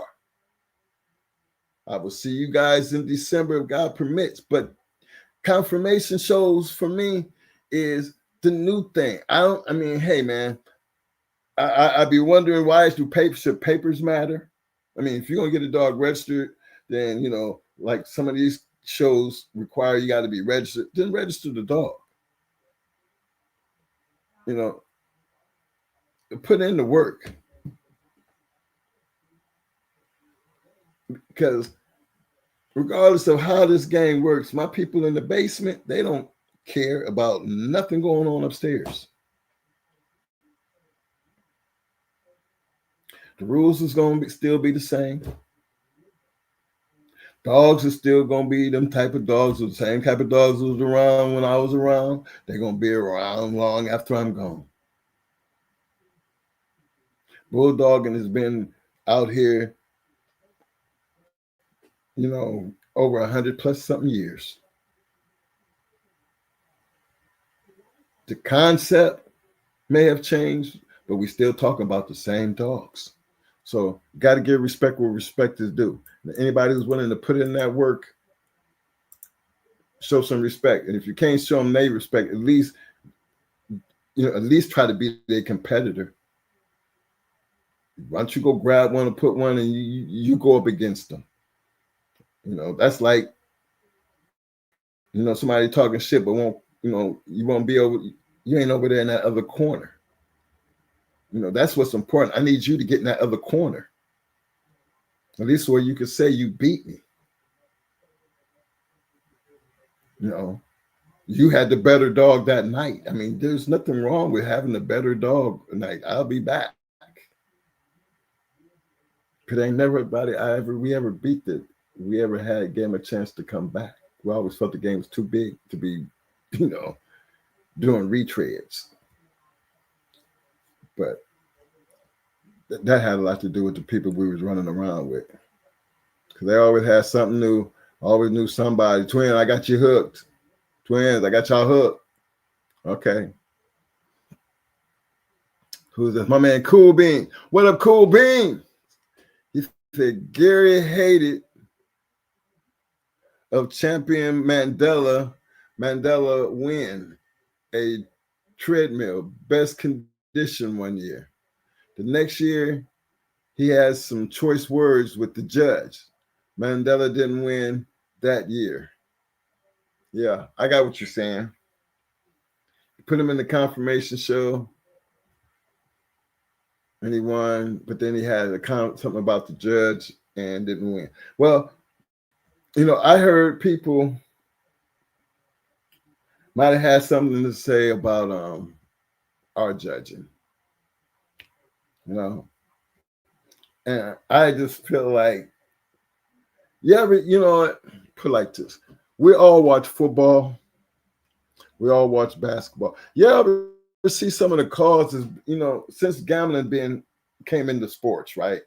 Don't it seem like, you know, with all the modern technology and shit, you know, you would think that the bullshit wouldn't be as much evident as it is. But I'm pretty sure y'all see what I be seeing. They still make some crazy ass calls.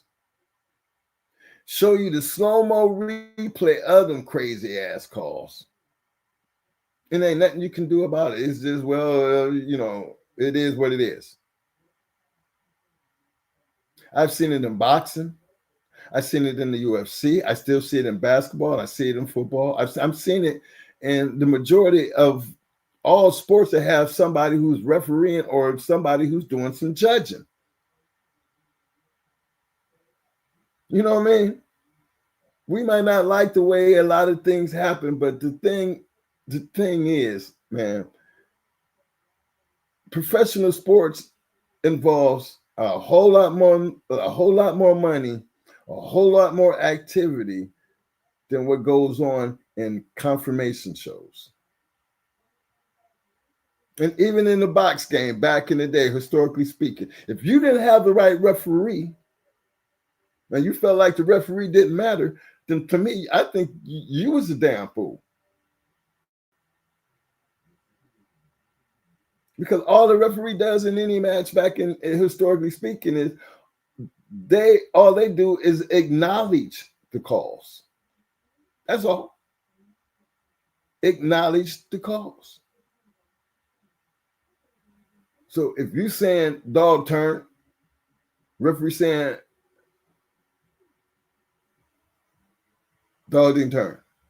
Because remember, the purpose of calling the turn was to get some acknowledgement and the referee to tell you, handle your dog. For those who don't know that. If you never get that acknowledgement, that you don't have no business putting your hands on the dog. Yeah, and then that's when you start looking at the referee sideways. See, I've seen some of that shit, you know, like, whoa, they bought their own referee. You know, type of shit. That's always, you know, that's another thing that's part of the game. But why y'all think it don't work like that in confirmation shows and judging? See, for me, I never been in that situation. I called it the way I seen it. I didn't give it. I mean, that's just the way me and Mo took. You know, it was our first time ever having to go out and judge people's dogs. But we've been around enough dogs. I mean, period. Not just these bulldogs. I mean, dogs. And you know what your dog is supposed to look like, what you feel like your dog is supposed to look like. If I was doing Rottweilers, German Shepherds, and Doberman Pinschers, and Malinois, regardless of which one of them, we got experience in with these. We know what we know what these dogs are supposed to look like and how we would expect them to, because we have the experience. We have them really speak on, because these are things that we have done. So when I'm sitting here looking at bulldogs, this is my first time having to judge one. It's not where I have to actually judge one based on the way it looks and its conformation and how it acts. Okay. And there's just a good looking bulldog with a good attitude. You know, that works. I think everybody should be able to bring in a good looking bulldog with a good attitude, because you got a bulldog, but somebody got to win. And you can't make excuses for losing. If the dog look better than your shit, the dog just look better than your shit. You might not want to believe that, but for that day, that judge made that good and clear, because that was the judge making the call. And that's what you got to go through dealing with confirmation shows. I mean, I used to not, you hear all these war stories with the ADBA and paying favoritism and all that. Well, fellas, guess what? Guess what? Should that be your excuse for why you're not participating? Because some of y'all just say that to use it as an excuse, because you ain't doing shit else. But boy, you got the biggest ad when it comes down to selling puppies. See, I just want you to know, I see y'all too. You talk shit on everybody else, and knowing damn well you ain't climbing over no wall. No, damn well you ain't going to no confirmation show, but got a whole lot of shit to say about other people's shit. But in the same token, you trying to sell dogs. Based on what? See, them the kind of ones I go after. Because you ain't doing shit. I've seen them kind all my whole entire life in the bulldog game. You talk that shit, but you ain't really about that shit. Get a dog or shut up. There's always get the dog. Go get a dog. Go borrow a dog. I don't give a damn who you got it from. Don't care who it is. Historically speaking. Confirmations, running up walls, treadmills. Come on. There is no excuse. There is no excuse if you are trying to be competitive in this game of confirmation and show dogs. There are no excuses. If you're trying to compete, then go compete. You don't like the way the referee is? Well, you might not get the same referee, the same judge next time. Don't let nothing discourage you. See, I was a young kid in North Carolina when I was in the Marine Corps. I'm out of high school, and I seen Michael Jordan being right down there. And there was a guy named Harold Suggs right out of Kinston, North Carolina. Him and Jordan were the two baddest people in high school, and they was meeting in the championship. Now, the first time I seen Jordan was in that championship game. I seen a young man do every kind of slam. I mean, he just ruled the court. But I followed up on the story, and if you read Jordan's story, Jordan set the bench his first year, if not his first and his second year. Now you kind of wonder, now how could a person be sitting on the bench and then all of a sudden just blow up like this? Was the coach hating? Or, you kind of think about, now how did that career take that kind of path? Can we blame it on the coach? Or did that make Jordan better? We don't know. I mean, I'm just saying, using him as an example of somebody who didn't let somebody's decision. I mean, he could have just quit basketball. He could have left and went to another school, but he didn't. He stuck it out. I remember Jerry Stackhouse. Jerry Stackhouse was from down near North Carolina where I was. Who else? Charles Shackelford, my boy Ingram. All these guys was out the same city in North Carolina. All of them. Used to play hoop with Stackhouse and Shaq. Actually played in the game, at the gym, direct gym. Play cards and then ball all night. But to see those guys, going to have great careers, you know what I'm saying? And then to see what it actually took for them to have those type of careers. Because remember, these guys played basketball all the time. I mean, I used to hang out in the rec room. I was a Marine, so once I'm off base, we out. And just sitting around at the rec. I mean, you got to be from North Carolina. You guys who know them guys and kind of know what I'm talking about, y'all know what I'm talking about. The rec gym, and then especially when we had access, we opened the gym up 2 o'clock in the morning and we'd be playing ball up until 6, 7. Gym loaded down, and if you ain't in there, you waiting on your game, you're out in the hallway in the rec room playing cards or gambling or playing a video game because everybody trying to get in the run. They run, wait until they run come in. That's when things was like, that's Carolina, the kind of Carolina I come from.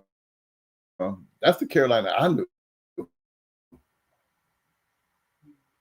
Same way about them Bulldogs. If you had some Bulldogs, you didn't stand around talking about them. Shit, you bring you over to the yard and we can hook up next weekend. Bring a couple by, put them to the test.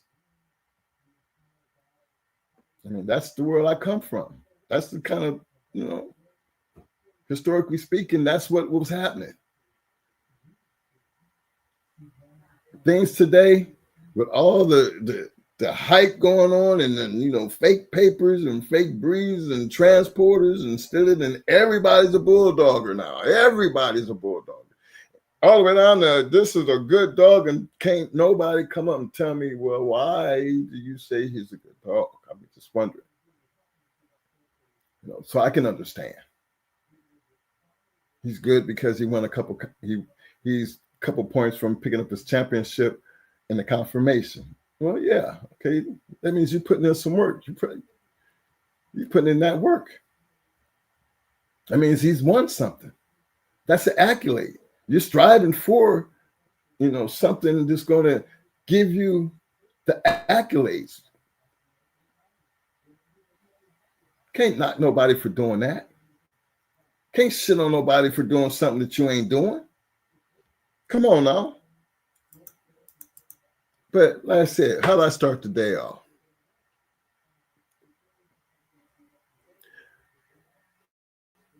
How do we sit here and talk about fake papers in this time and day? I'm trying to figure out, why should they matter?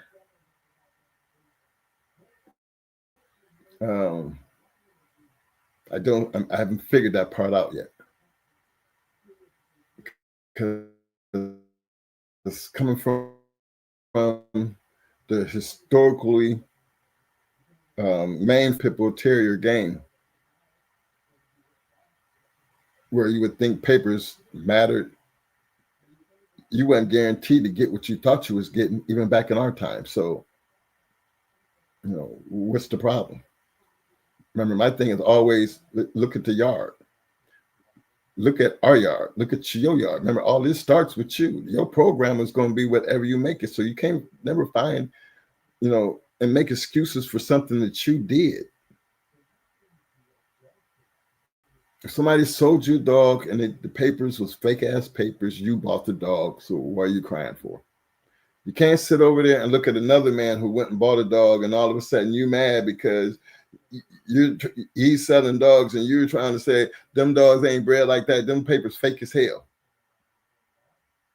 Now you got somebody over here defending they dog and they papers, when the reality of it should be, meet me at the confirmation show or meet me on the other side of the wall.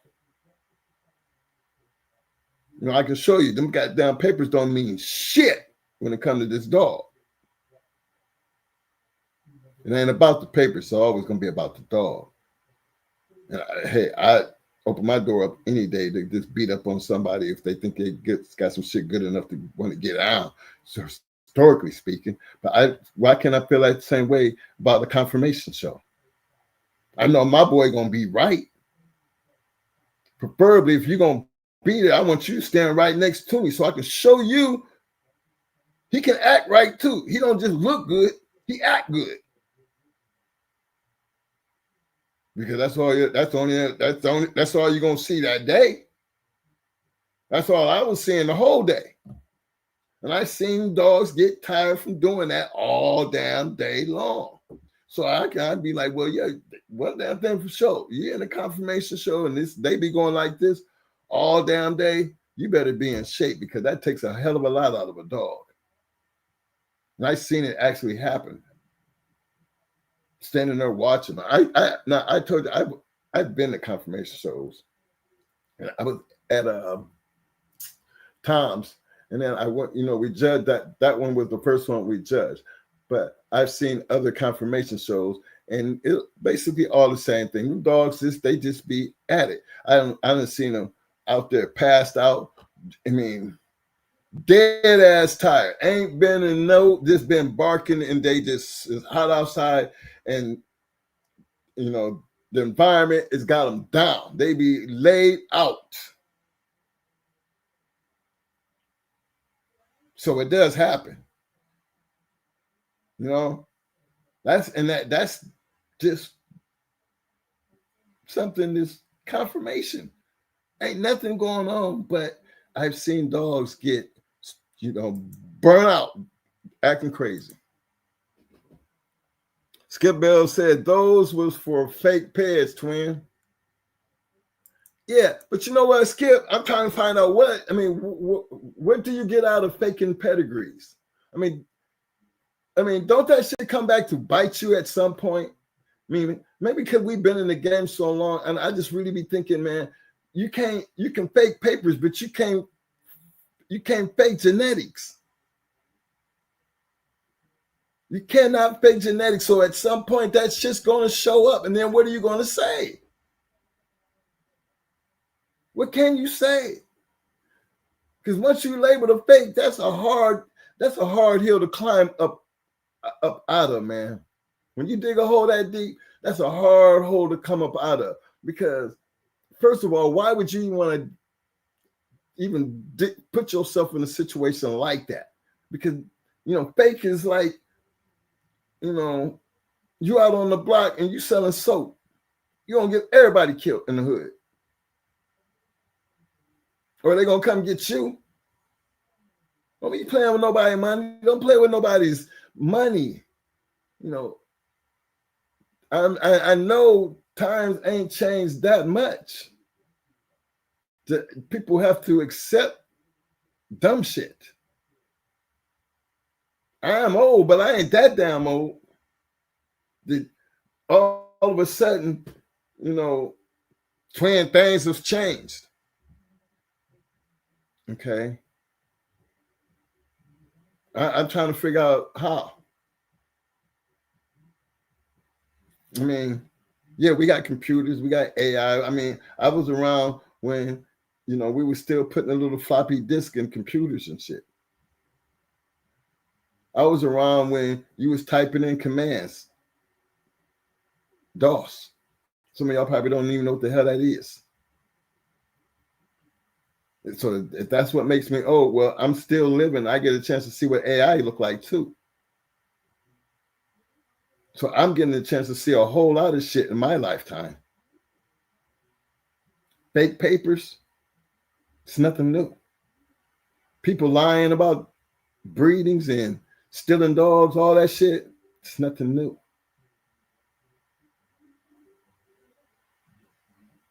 My thing is, why would it matter if you're putting in the work? What's wrong with, you're supposed to be concerned about what you're doing. See, we were more concerned about what we were producing on our yard and how it was going to be performing, not just for what everybody else was going to think about it, but what we were trying to get out of this game. What were we trying to get out of this game? What were we trying to get out of this game like all these other guys got? We want some champions. We want to win. We want to go into tough competition like them. We rolling with y'all. Y'all come and roll over here. We got this over here. Y'all come get on our car. Historically speaking. So I'm not that far out of the loop and understanding where you got to tell me, oh, things have changed. No, the shit always been shitty. You've always had them type of people.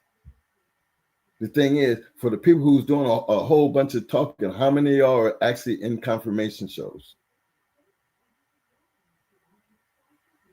I don't have to speak to all my people out there on the back street because they already know where I'm headed with that one. So I'm going to lead them just where they at. Because you sure ain't playing down there with your night visions on. Because bullshit don't last long down there at all. Been there, seen it. The bullshit don't last down there. That's why I talk shit about the beeline. Only reason they got away with it for as long as they did, because they had the backing of some bullshitters that was trying to hide them from that shit because they was making money. They weren't the only ones doing dumb shit. Remember, I talked shit about what Jesse and them was doing, and what Victor and them was doing, letting them do that shit that they was doing. Yeah, I'm inside of seeing all that shit, but yet you ain't saying nothing because it's all about the money. I'm not gonna hate on no man who, based on how he choose, like he want to make his money. Just don't play with my money. That's where I'm at with that. Don't sell me no fake shit. Don't give me no fake shit. Don't tell me no fake shit. This world has always been full of them. Only the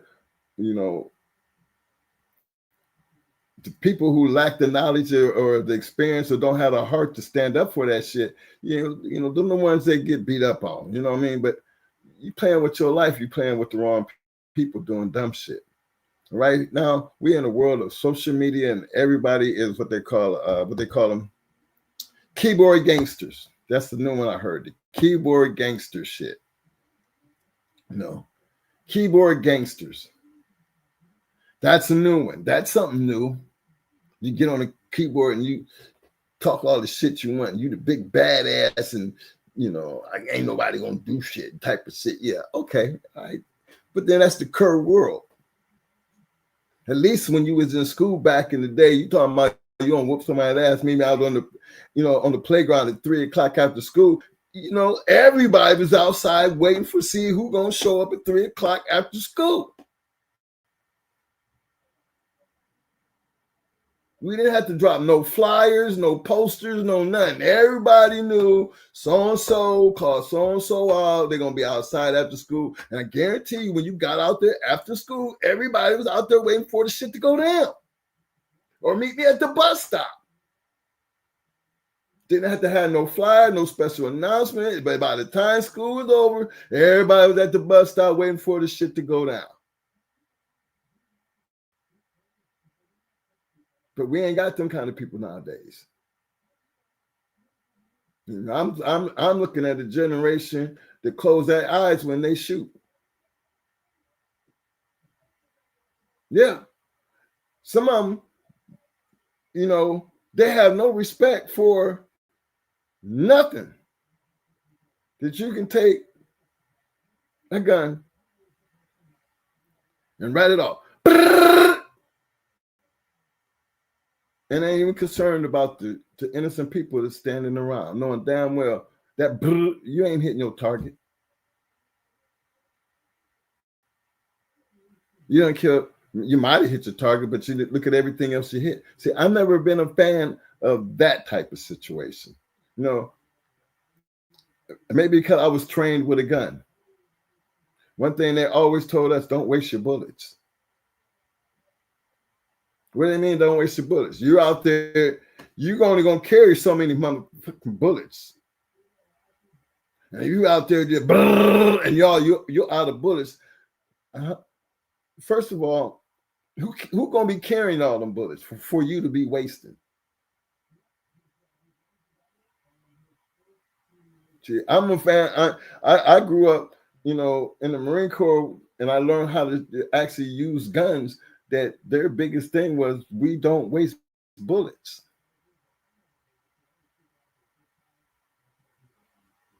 We train you to see and hit your mark. It don't take only take one to kill you. Now, we always had the ground fire. Remember, we had the M60s and all that, machine gun. Yeah, that's cover fire. That's just enough to why we running around there, we finna attack this hill. They're going to make sure you keep your head down.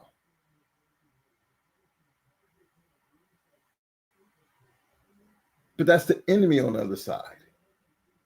That's not people just standing outside, walking down the street, or kids just in the house sleep. See,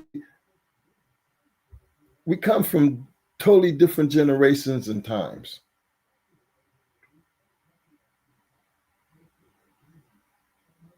I'm not saying that we didn't have guns as I was growing up. I'm just saying we fought with our hands. If you got your ass beat, you can almost believe there were some people who got beat up, but they was coming back. We're going to see this again tomorrow because, dude, he ain't done. And then some that wouldn't come back, they accepted, the old boy beat your ass, and then sooner or later you'll see them like, all right, they cool again.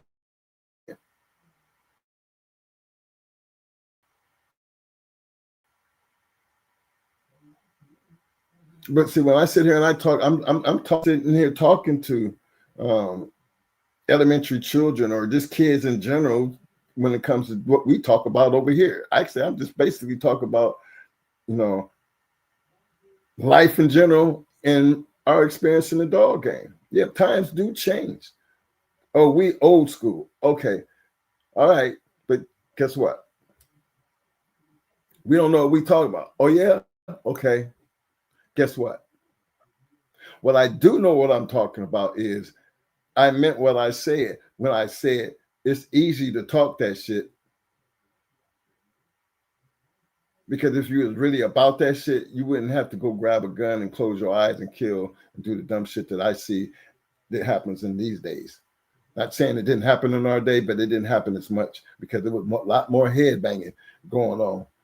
People could, they would be willing to take a chance and get their ass whooped, and take it on the chin like a man than to sit there and be like embarrassed because you got your ass whooped.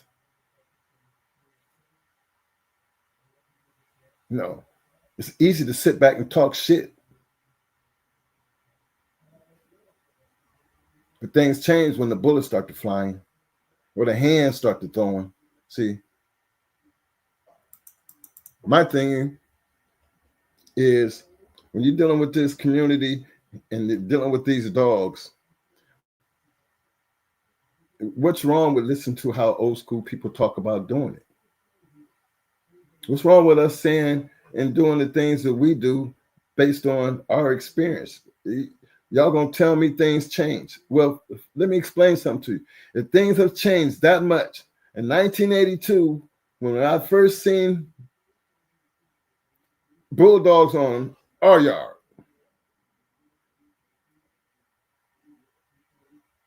there's a difference. When I first seen bulldogs on our yard, and the men who had these bulldogs, I'm still trying to figure out what did y'all mean with times have changed.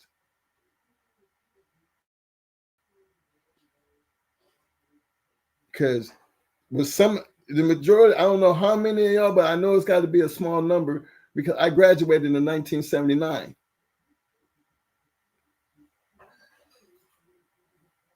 Some of y'all wasn't even born. So when y'all try to tell me about change, I'd be looking at y'all like y'all crazy as hell.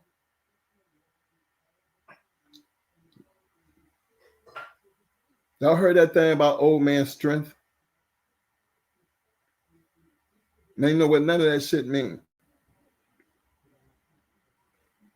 I did, as I got older, messing around with my dad. I thought I was all that shit and some. But I'm not going to tell you I'm just going to be all full go on my dad, though, because, he was my dad. But, They had to snatch you up just to see what you know. You know, you've been in the Marines and everything, you see what you got on you. But my dad was a strong ass man. With me all in condition, well known in the state of Ohio for wrestling. Graduated from the Marine Corps. I was a boy when I can still tell you. You know, my dad really wasn't nothing to be playing with. But what did I learn from all that? I'm an old man now, and I still feel like I understand what my dad was doing. Age ain't nothing but a number. And believe it or not, I really still believe I still got some of that old man strength in me. With all this shit going on, in my heart, I still believe I got that in me. And there's nothing wrong with that. But to hear people talk about, we don't know, old this, old that, all this new shit. Come on now. We got a whole lot of time on this earth, more than a whole lot of y'all. When it all come down to the end, I just hope some of y'all be in a position to at least be able to give back like we giving back. Be able to at least give back to this community, something that's going to be worthy. You know, when people go to them dog shows, or put together them dog shows, and y'all, y'all participate, or these podcasts, and you come and participate. What's wrong with that? All of us ain't fake. All of us ain't old. It's still a community. What really matters is what you doing, what you got, what you doing with it. What happened to them people? Where they at? You know, where y'all at? Because you sure as hell ain't showing up in no dog show. You sure ain't climbing over no walls down in the basement. But I see all the time on Facebook putting somebody else down talking about what they got and what you ain't got. This community wasn't built on that shit, fellas. And I'm talking about from 1982 up into 2025. I'm still around dogs.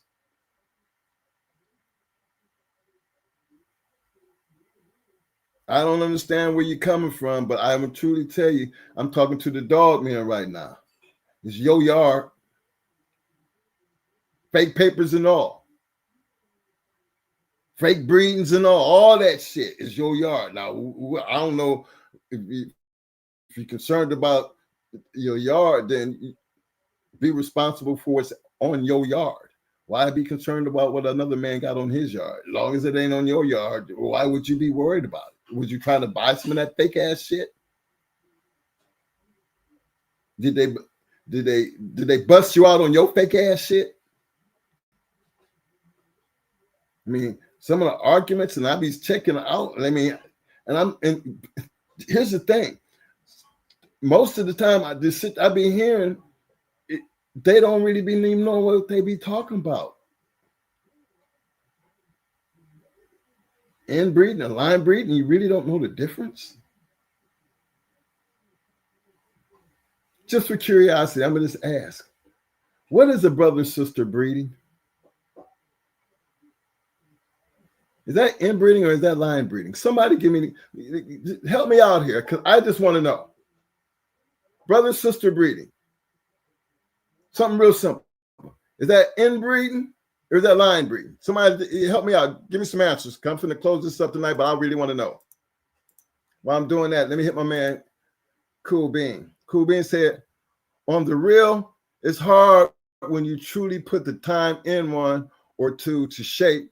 Travel, then don't place your dogs. You know it ain't been worked. Yeah.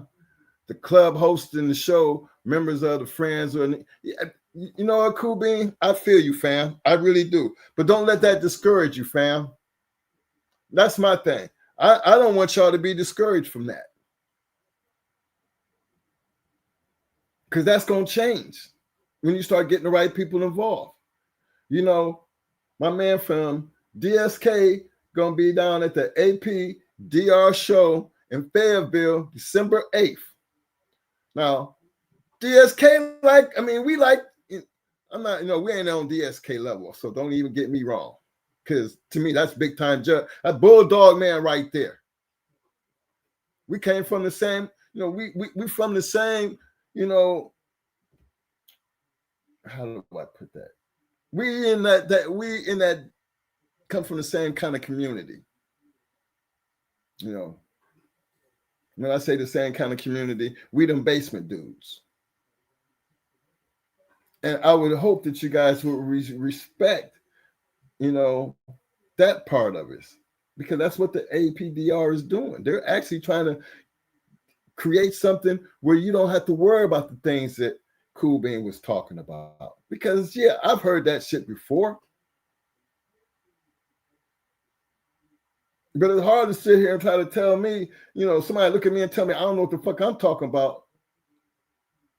Or DSK, how are you going to sit there and tell somebody like them that they don't know what they talking about? Remember, Accolades are going to take care of all that shit. They're just bringing a new swing to it. They're giving people another opportunity and another way without having to go through the shit that Cool Bean was talking about.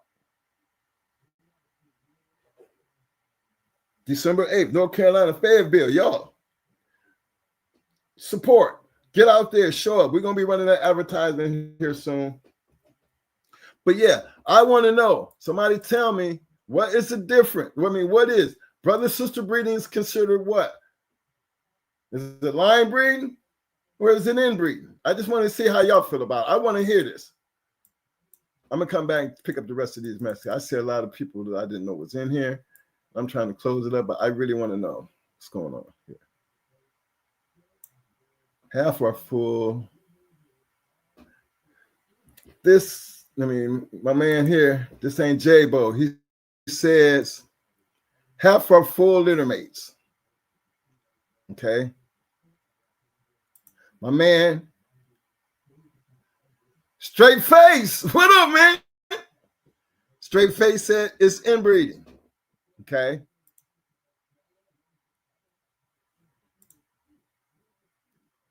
Just not J-Bo. He said, shit, when I got out in 84, y'all was, where you go? I just lost that. Where'd it go? Come on, where did that go? Hold on. All right, hold on. Yeah. He said, shit, when I got out in 84, y'all were out the other school. Yeah, 84, man. Shit. I didn't get out of the service till 86, bro. So, and you got 84, shit. You was back there when we was back there. Shit. But we were still young men. 20. Let's see, 79. I was 17 when I went to the service. I had just turned 18 that June. I was still, I wasn't even 21 when I was my first year and a half in the Marine Corps. I couldn't drink or do shit, even though we was on base and I did drink. But because we didn't have them restrictions, they said, if you're good enough to be in here serving your country, you're good enough to do everything that comes with it. And that's what we did.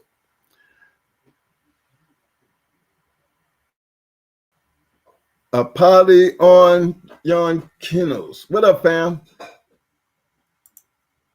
He said, litter mates, then you're inbreeding.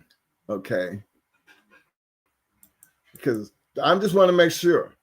It says both, depending on how you look at it. Cool Bean, you're throwing me for a whirl now. Wait a minute. I said litter mates, brother-sister breeding. Does that help out any? Is litter mates, brother-sister breeding, inbreeding or line breeding? Because that one right there, that's almost taking me cool being down to why I'm even asking this question, because that ain't supposed to be that goddamn complicated. What is it? Litter mates, brother-sister breeding. Is that inbreeding or line breeding? Help me out here. Depending on how you look at it. I like that I don't know no other way of looking at that. Because if that's what sets for the conversation, help me out and tell me what other way are you going to look at litter mates, brother-sister breeding? Is it inbreeding or line breeding? What other way do you look at that? Litter mates are litter mates. That means they came out of the same litter, right? They're brothers and sisters. Now, I'm looking at it, just the fact that they brothers and sisters and I put them together, I'm thinking that's inbreeding.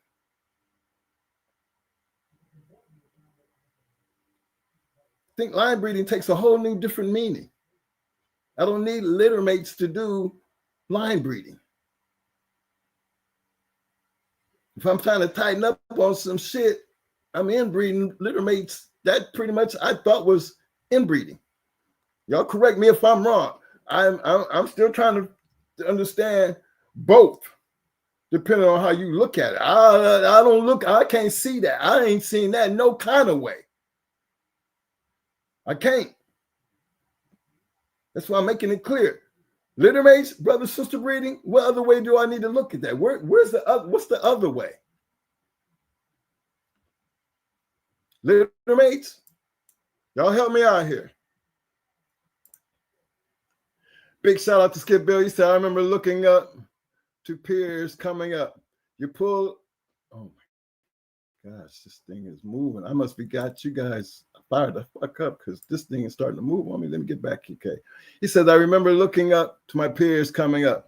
You pull any whoop-de-dee do, you will be disowned by the communities. A few will continue to deal with the individual, but he can't come around. It was dang, you're right. Look. You know, back in my day, and I only speak from, I'm being an old person. When people be talking about people, the snitch and shit. Back in, there was a time that in my younger years, I, just put it like this. I knew what I was doing.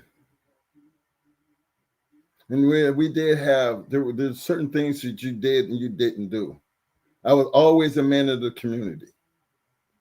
Whether it be coaching the football, giving kids jobs after school, coming in and training them how to fix something, always was trying to show, I took interest in my community trying to make better people. But I still myself, me and my brother, we might not have been the greatest examples. Because even though we were doing all the right things, we were doing a whole lot of wrong things too.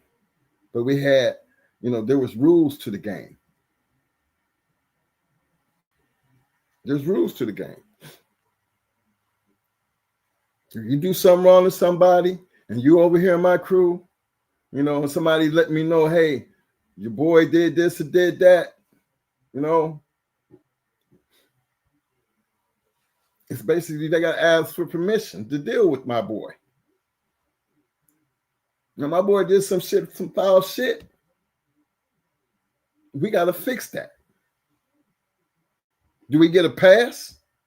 Hell no, you don't get a pass. But he got to fix that. It's his responsibility how he fixed that. But my word to my people is he going to take care of that. He going to fix that. I'm going to make sure he get that fixed for you. That don't make nobody no big badass. Remember, I had kids that be going to school and their parents be talking about, and then, they're not going to school. They always hanging out with their boys and they don't listen, and they bring them to my shop and say, hey, I need you to help me out with them. Guess what? That kid belongs to me now. I don't give a damn about what nothing about. I don't have to worry about your mama coming to say your ass or your daddy. They the ones that brought your ass here. By the time I get done with them, I send them back home, after them couple months, they be right. Because they're going to learn something. Their parents giving me the opportunity to try to show them a different way about doing things. That's what you do in the community when you are concerned about your community. I am concerned about this Bulldog community because I was a part of it for so many years. If we wasn't for that, what the hell would we be sitting here talking about? Come on. Let me see. Sister to brother, have whole, parents to kids is inbreeding. Okay. So for keeps, like the way you put that, sister to brother, half, whole, parents to kids is inbreeding. Let's see. My man Johnny Rocket said, an example of line breeding would be breeding to a distant relative like a distant cousin. Okay. See, I see all my old schoolers. I'm looking at all my boys that I know as old schoolers because I know y'all would know the answer. Okay, cool, man. I'm finna address this. You said, well, it could be fourth generation, could be line bred. Am I right or wrong? I most definitely not a breeder. I'm most definitely not a breeder. Well, fourth generation could be line bred. I mean, I think who was that? They just pretty much had broke it down. Hold on. Let me get back up to here. I can help you with that one. Cool bean. Because my man, I think it was, Johnny Rocket. Johnny Rocket said it. He sums it up. An example of line breeding would be breeding to a distant relative like a distant cousin. So that's where we at with that, Cool Bean. You kind of got it, but there is no distinguishing when you're talking about inbreeding, littermates,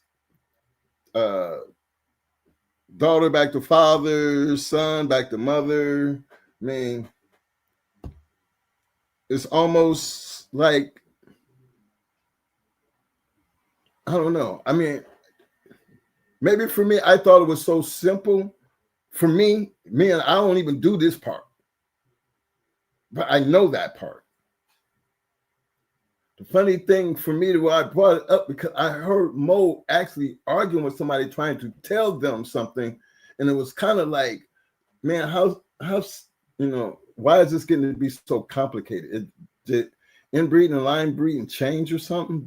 What's going on?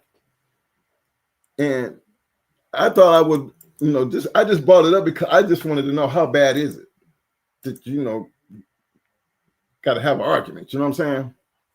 It says, would you consider a father and a crossbreeding since the daughter has a different parent? The father, first of all, when you say father, that it's like I'm talking about the father's daughter, right? So I take the daughter back to her father. I mean, that's inbreeding. So I'm trying to understand that part right there. It says, would you consider a father a crossbreeding since the daughter has a different parent? I mean, the daughter, I got, I'm just trying to say, I got a couple kids. If I'm their damn father, I'm their father. Especially for me to be calling them my goddamn daughter. Now, I have plenty of kids that have different mothers. You know what I'm saying? So maybe I'm the father of all these children with their different mothers, but I'm still their father. So anything that is, as far as dog, looking at me as a father, anything that I'm the father of is bred back to me, even though it's a line bred, an inbred dog, because you're going back to the father, regardless of what the mother's situation is. Because might have 4 different mothers dealing with the same father. But, what happens when I take one of my daughters and bring them back that has a different mother, bring them back to the father? Same situation. I just got 2 different inbred dogs. The parents' part don't change. I'm still the father. It's still my daughter. She just got a different mother than this one over here. Even though it's a different parent, I'm still the father. If you bring either one of them back to me, you're still going to be inbreeding back to me. Any one of them. So that's where I be at with that. Big shout out to my man Kaz. What up, Kaz? Thank you. Thank you, Ram. Appreciate the love, fam. He said inbreed equals father/daughter, mother/son, or uncle/niece, aunt/nephew. Line breeding equal brother. Line breeding equal brother equal sister. Right.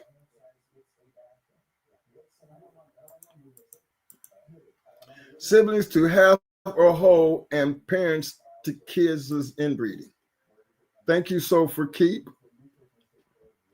Hey, fella, I really appreciate excuse me. I really appreciate y'all jumping in there, sharing your little love and helping me out with that, because it seemed like it was a crazy conversation, but it really ain't that crazy. It's just that when you talk about it, you're really helping somebody, helping people, because not everybody's, they're breeding dogs. But we're living in a world that everybody's breeding dogs. And then if you don't understand the difference of how things are being bred, you find yourself having conversation with people who know what this game is about, and this shit don't be sounding right, and it almost sound like crazy. Like inbreeding and line breeding is totally 2 different things. How are we having arguments about you not knowing the difference? Yeah, that kind of flips me out, because this is the dog community. I know somebody should be able to fix this. Somebody should be able to fix it. Straight.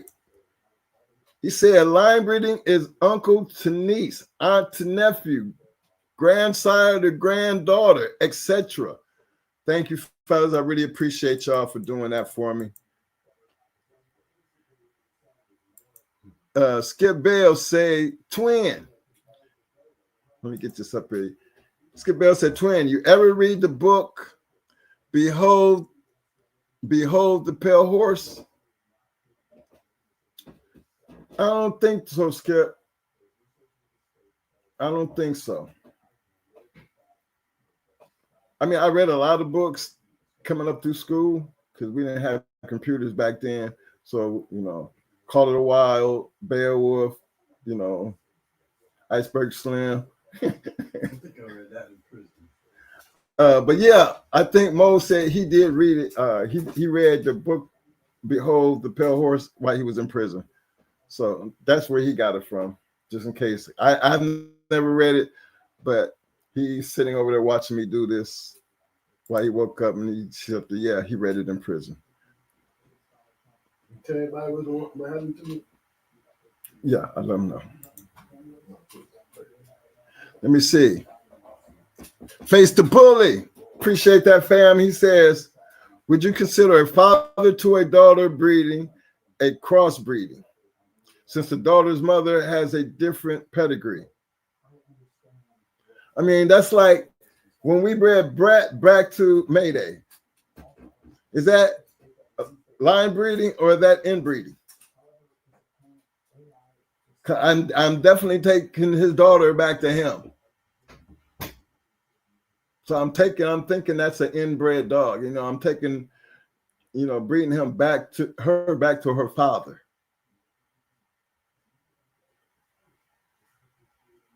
And then we took Maytu. Now think about it. Maytu is out of Mayday and Brat. We took her son and bred him back to his mother, which was Brat. So are we inbreeding or are we line breeding?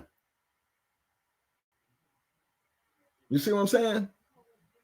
It's not that complicated. Regardless of who the fucking mama is. Remember, I got 6 kids with 4 different mamas. So I know damn well that regardless of which is which, I'm going to still be the father. Which makes, you know, they all of them got me in them. So anything, regardless of which mother it was, it comes back to me.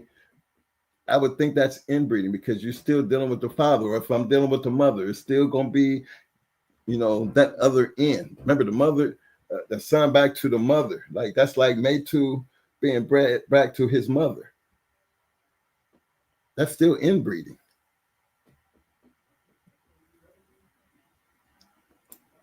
I'm just saying. Okay, let me see here. He said, take a half brother, sister from the father. Then that litter, do a brother, sister that would be line breeding and inbreeding, right? Okay, take a half brother, sister. See, where you throw me off at is when you say take the half brother, sister. Okay, because half brother, I mean, the half part comes in like with my kids. Even though they have different mothers, in my eyes and in all of their eyes, those are your brothers and sisters, right? We don't, I mean, for them, it's not about the half shit. It's never been about the half shit. Even though they all have different mothers. But that's something like that. I just don't, I mean, for the human side of it, I never looked at it as, you know, I'm their father, but that's your half sister. Or, you know, your stepsister, or we all share the same dad. No. I think the inbreeding part, as long as you have that combination there, you know, the line breeding don't come, to me, the line breeding only comes in when you get outside of those major factors right there. Because now I'm taking kids from, you know, my son and from one woman and my daughter from another woman. They're my kids, but I'm taking them and I put them together. Am I line breeding or am I inbreeding? 2 different mamas, same daddy. Am I inbreeding or am I line breeding?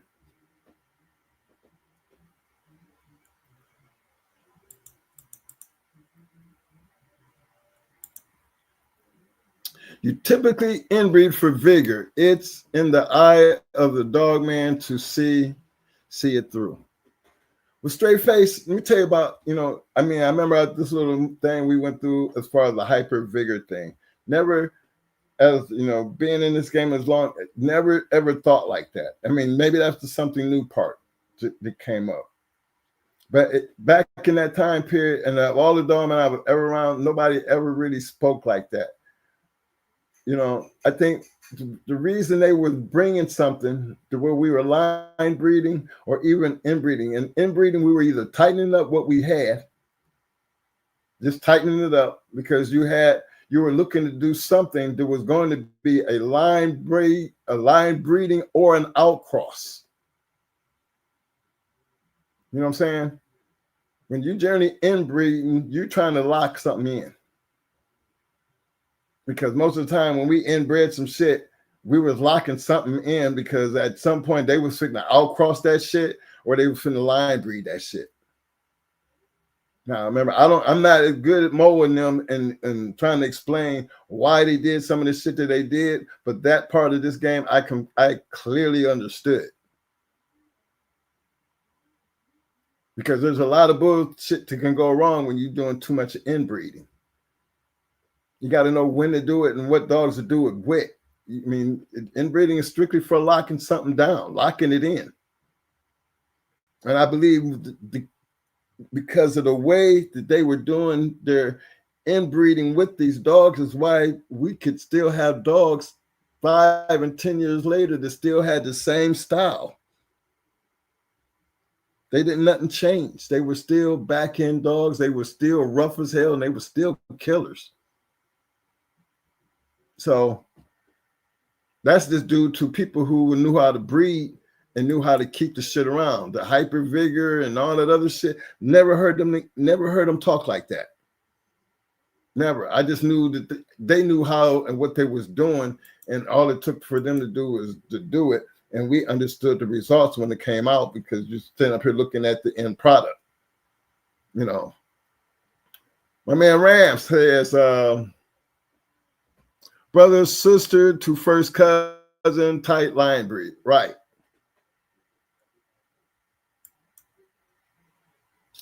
Skip Bell, twin, inbreed. Yes, sir.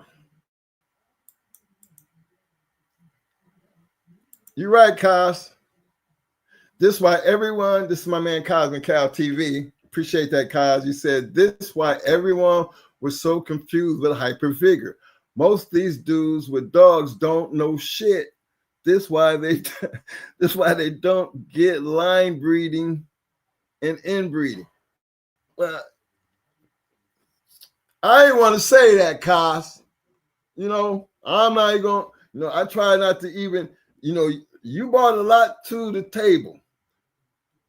Because a lot of guys didn't even know what hyper vigor was, including us, because we based on the definition that you're giving, we all knew what it was. We just didn't have a name for it. Because that, for us, that was a general way of thinking when you were doing things. You know, if you're going to inbreed, there's a reason why you're inbreeding. You're trying to save something. If you are line breeding, you're trying to improve something with using the same line with better dogs. But if you outcrossing, you're trying to bring something new to the table. So hyper vigor was one of them things, you know, that was one of the fancy words that y'all threw to that shit. But it made sense because we just basically was doing this without understanding, not using the words hyper vigor. I've heard so many people start using it once you brought it to my attention. But been around a lot of breeding, been around a lot of dog men. But that definition coincides with the things that I've seen people doing, which means hyper vigor, they actually had a name for what we were actually doing back then. That's all. But you're right, because breeding is a very hard thing to do, man. Because you are going to be committed to whatever that you do for some years.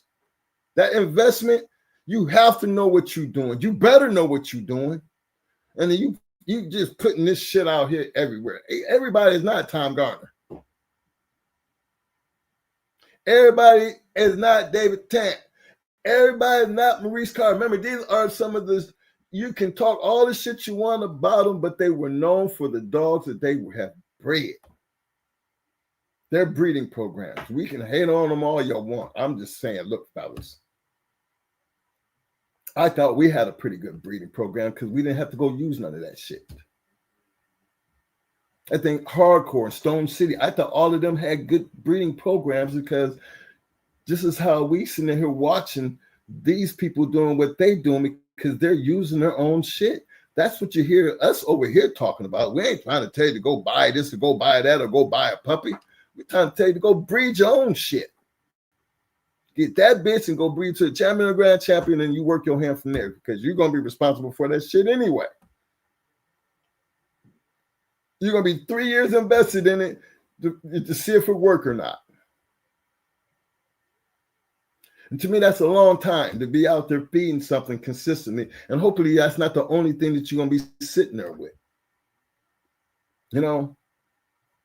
So it's important to learn some of these things. That's why you got all these damn podcast people out here. You got all the Facebook people out here. And I'm seeing these type of conversations. I'm hearing them. I'm watching the arguments. I'm just wondering, is it something that I missed? Or is it the game? Is the game getting younger? because everybody always talking about those old ones like we ain't shit, but boy, oh boy, at least we got the dogs to talk about. I bet you we got the dogs to talk about. And I ain't talking about no confirmation shit, historically speaking. My man Face the Bully said it would be breeding back to you, but there would still be a third blood there. Well, the third blood would be the mother, which you're right. Even though I'm the father, and my children all have different mothers, that's true. But the good thing about that is, you know, you never heard them say likeness brings likeness. You know, being a twin, if I was to put all me and those kids, I think it was his 11 and mine 7. That's 18 kids. If we were to put all our kids in one room, y'all would be surprised that even though we are twins, you wouldn't be able to tell my kids from my brother's kids. You wouldn't be able to tell the difference because regardless of what the mothers look like, you would know our kids. People knew our kids. People know our kids when they see our kids. You were bad at saying, yeah, which twin is your daddy?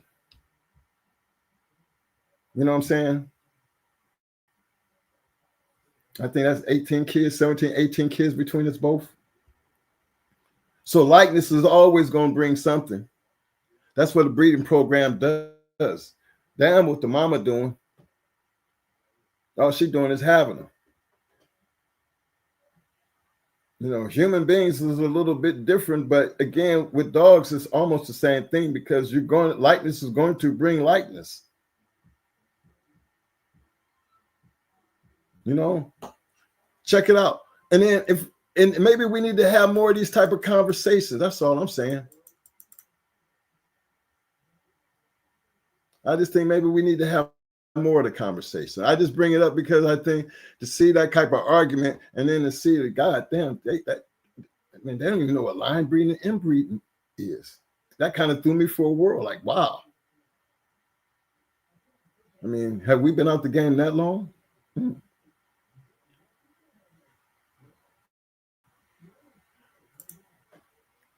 Grandparents to grandkids is also inbreeding. That's so for keep, cause it's inbreeding. See, I would think there's enough people in the community that, you know, that's important to know the difference.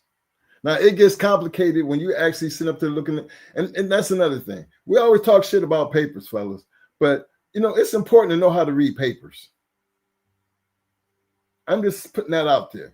It is important to understand how to read some damn papers because what we're talking about, you know, brother, sister breedings and shit like that, you know, we're just talking hypothetically. But if you actually look at that shit on a pedigree, it can be confusing for a person who don't know, but not to a person who do know. Let's see. Hopefully when Mo get back, I want him to really dive in there and have this conversation because, you know, it can be a very complicated situation, especially when you are actually looking at a pedigree and you ask somebody about what they see in that pedigree and, you know, and boy, oh boy, you'd be surprised of some shit that I done heard based on some pedigrees that I done sit back, watch my brother sit here and deal with, like brother and sister breeding, and you say, what? That's line breeding? That's brother and sister breeding? You said line breeding? Okay. And swore up and down that Mo was wrong as hell. That he was almost like, Mo, he don't let you get away with nothing, and he just wasn't going to let that go. He wasn't going to let that go. Said, man, every time you keep saying that, I'm going to bite your head off because that shit it sound crazy. That you don't know, and I'm sitting here trying to tell you something. You know, and that's another one of the reasons I brought it up because I got it. You know, he still answers his phones for those who still have his number and reach out to him. You know, and he, you know, everybody. Hey, I want to give big appreciation to everybody who reaching out there because you know, and showing their love. because she really does appreciate that. Cool Bean. He said it would be line bred on the grandfather and inbred because it's a brother sister. You know, and for me, I'm always thinking the brother sister thing, regardless, is always going to be like brother sister. I mean, brother sister, that's inbreed with no questions asked. I mean, now, if I have, I mean, I'm using this in dog term. If I take my son and bred my son, you know, my son got a different mama than my daughter. They got two different mamas, but I'm still the father, and I put them together. Am I line breeding or am I inbreeding? Same daddy, but we got two different mothers, and we're taking them and putting them together. Am I line breeding or am I inbreeding? I'm trying to get down to the bottom because I want to see this answer. Because I'm going to end the show because that's the one I want to know too. Am I line breeding or inbreeding? Both these, my son, my daughter, two different mothers, but I put them together. Am I line breeding or am I inbreeding? Put this up here right quick while I'm waiting on the masters to come up. And I only do this because I want to make sure everybody that's watching this show or see this show that, you know, in case somebody wanted to, you know, really have a conversation about it, I want them to be able to see the answers. Johnny Rocket said the reason most of this chat might not know the difference between line breeding and inbreeding is because they probably never done any real breeding. Damn, Johnny, it's like that? Johnny? Throwing slugs on them. Johnny throwing. Stop it, Johnny. Stop it, Johnny. You throwing rocks. He throwing rocks, Mike. He throwing rocks. Stop it. Stop it.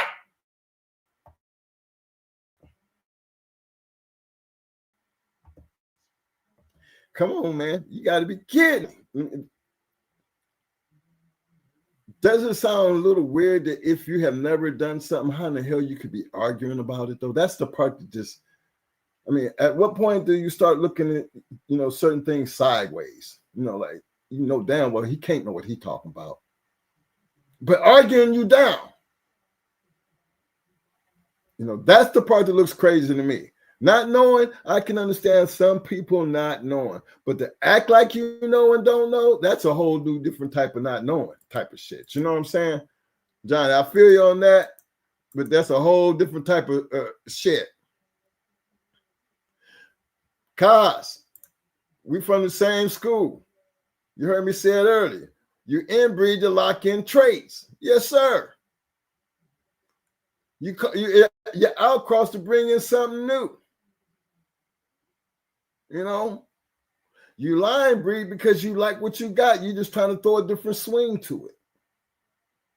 Too much inbreeding is not good. So you make up by throwing the line breeding in. And you try to take the two best of that line that you're already working with because you don't want to, you know, contaminate some shit that's already working for you. So it's important even how you line breed. And I'm a motherfucker that don't know none of this shit, but I know that much. Big shout out again for my man Soul for Keep. He said half or whole siblings. You still share a parent or a parent's inbreeding. Your grandfather have a child. From the grandchild, he is still a double up on the parent or the parent's inbreeding. Well, I mean, yeah. Thanks again. So for Keep, because you're correct. Now, somebody, it sounds complicated, but it's really not that complicated because we're sitting here talking about it. You know where it gets complicated at? When you got to hand somebody some papers and you ask them, looking at this pedigree, is this an is this a inbreeding? Is this line breeding? Or is this an outcross?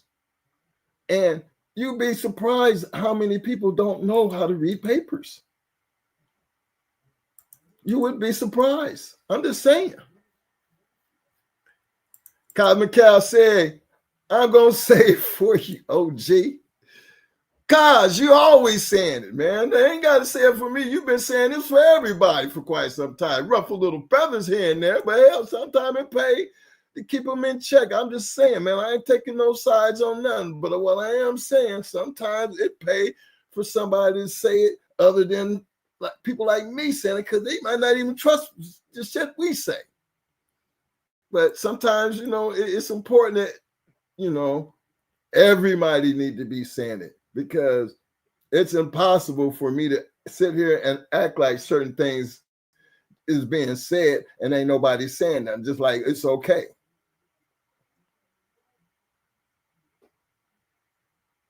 You know what I'm saying? Hey, again, I want to give a big shout out to my other big brother out there. Welcome down, Ram, still doing what he doing. Cool Bean, Skip, Kaz, all my dog men out there. I really appreciate y'all, because these are the conversations we need to have, but we can't be afraid to have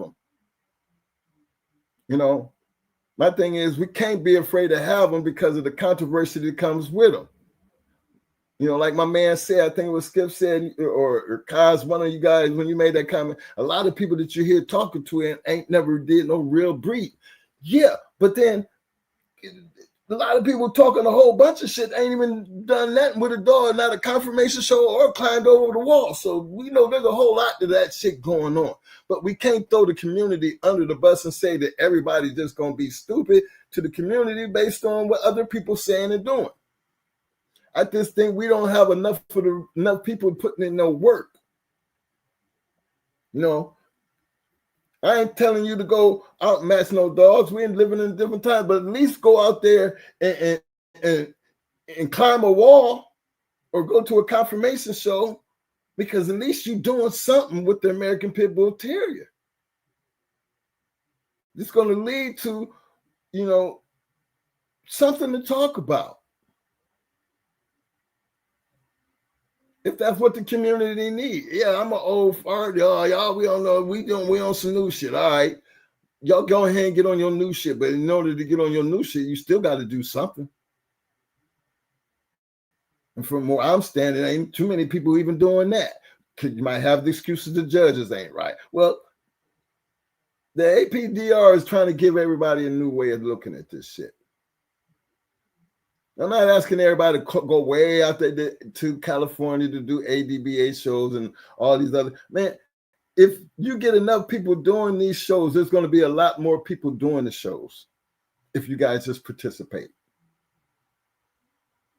And if you're doing it the right way, you're going to get your breeding program, because you're going to be. How could you take a good dog and fuck it up because you don't know how to breed it? There's a lot of us that had great dogs who didn't have a breeding program that seen goddamn bloodlines just go totally to the shit. Gone. I think that Mayday bloodline got so wicked, whacked up, chopped up, watered down. Damn it. It was like taking some fish scale, and then goddamn, before you know it, you look at the bag and got poof all over it. Just poof, been stepped on so damn much. You don't even know what the hell you started out as. But if you look at all our successful breedings, you're going to find everything in the first goddamn 4 generations.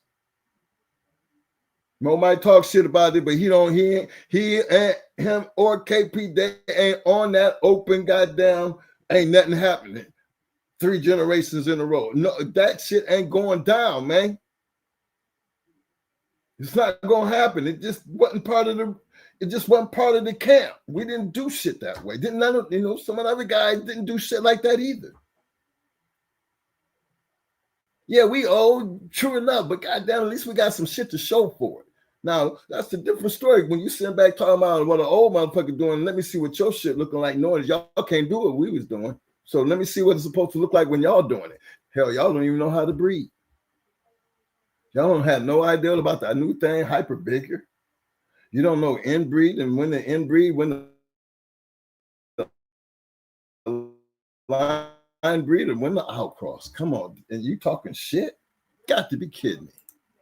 My man Cool Bean says every breeding one is trying to lock in traits. You inbreed to tighten up on the, I think that's back blood, in my opinion. Well, I understand what you're saying, Cool Bean, because that's the way I looked at it. When they're inbreeding, we're actually trying to lock something down. Anytime we inbreeding, because most of the time we did some inbreeding, they had some other shit planned. They were either finna make a powerhouse changeover with an outcross, or they were finna bring something new in the line breeding, or something that was already on the yard that'll line up. You know what I'm saying? But there's always a purpose for everything you do.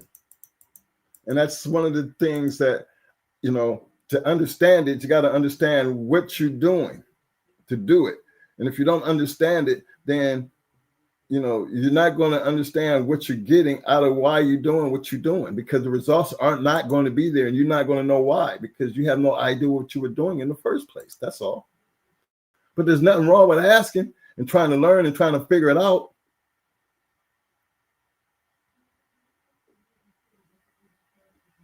Okay. Fellas, I know I'm going to get this last one out the way because we could be here all night. 3/4 show dogs, 50-50 producers.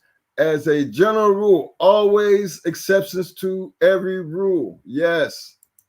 But in order to experience those exceptions, you have to do it. You can't let people tell you what the exception to the rule is, because most exceptions to the rule is based on something that you have tried to do and got a different outcome. That's when they say, well, exception to the rule because I did this and got this. So that's like an exception to the rule. So you're trying to figure out, yeah, you did almost the same thing, but came out a little different, and then we can explain why. Those are because you have people doing these things, which brings those exceptions to the rules. It just doesn't happen. It actually is something, a cause and effect based on something you did. Being as a scientist, as in science, they say the only way is you got something right is every time you run the test, you're going to get the same results. So it's evident that every time you throw something up in the air, it's going to come down. That's what gravity does. There's no doubt. Now, what's the exception to the rule? When everything go up, it does not necessarily always have to come down, right? We know there's an exception to the rule. And we can come up with many exceptions. But is it a fact that everything that goes up comes down? No. It's really a fact, but there are exceptions to the rule. Just throwing that out there in case you don't know. Hey, man. Hey, fellas, I really appreciate y'all coming out, because I love when we get this interaction out here in the chat, because when y'all get heated up and y'all go in on something, y'all let them have it. You know what I'm saying? J-Rock coming through with the 10-piece showing that love. Appreciate that, fam. Really, truly appreciate that. 1 o'clock in the morning, you're thinking about it. I really appreciate y'all. Really, truly appreciate y'all. Because y'all don't have to show up. Y'all don't even have to type, but y'all do. And maybe that's why I got up off my ass and I came up in here and I showed up today, because look at all the people I feel like I would have let down if I hadn't showed up. But I don't need more all the time. But it's the fact that I got y'all, I'm going to be straight. And I really appreciate you guys for showing up and showing out. So tonight, I'm putting on y'all. Tonight, I want y'all to give your damn self, show yourself some love. like giving yourself and all my people out there on the back street, thumbs up, thumbs up, thumbs up, thumbs up. Muscles, muscles, muscles. Now give your damn selves some roses. Roses. You need them damn roses. Show some love. Show your damn self some love. Look, fellas, we're going to be back here Tuesday.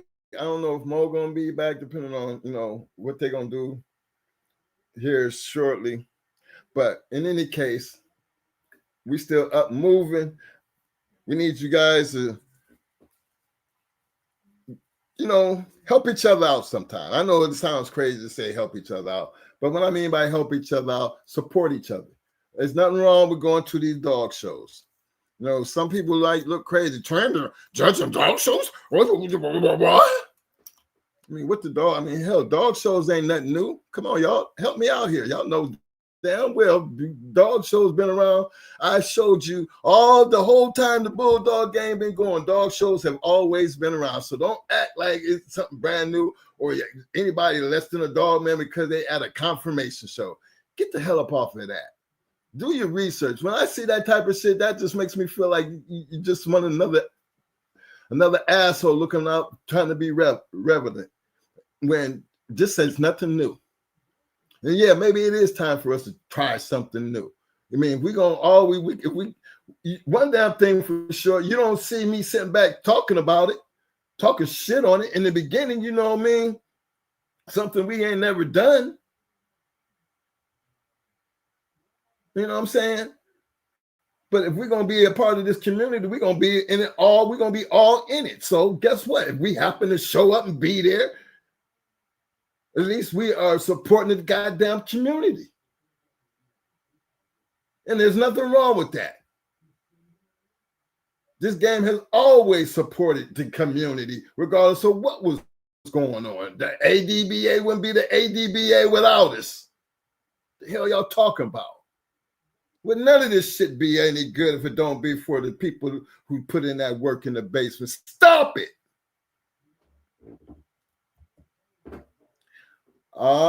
Shit. Then a man like man.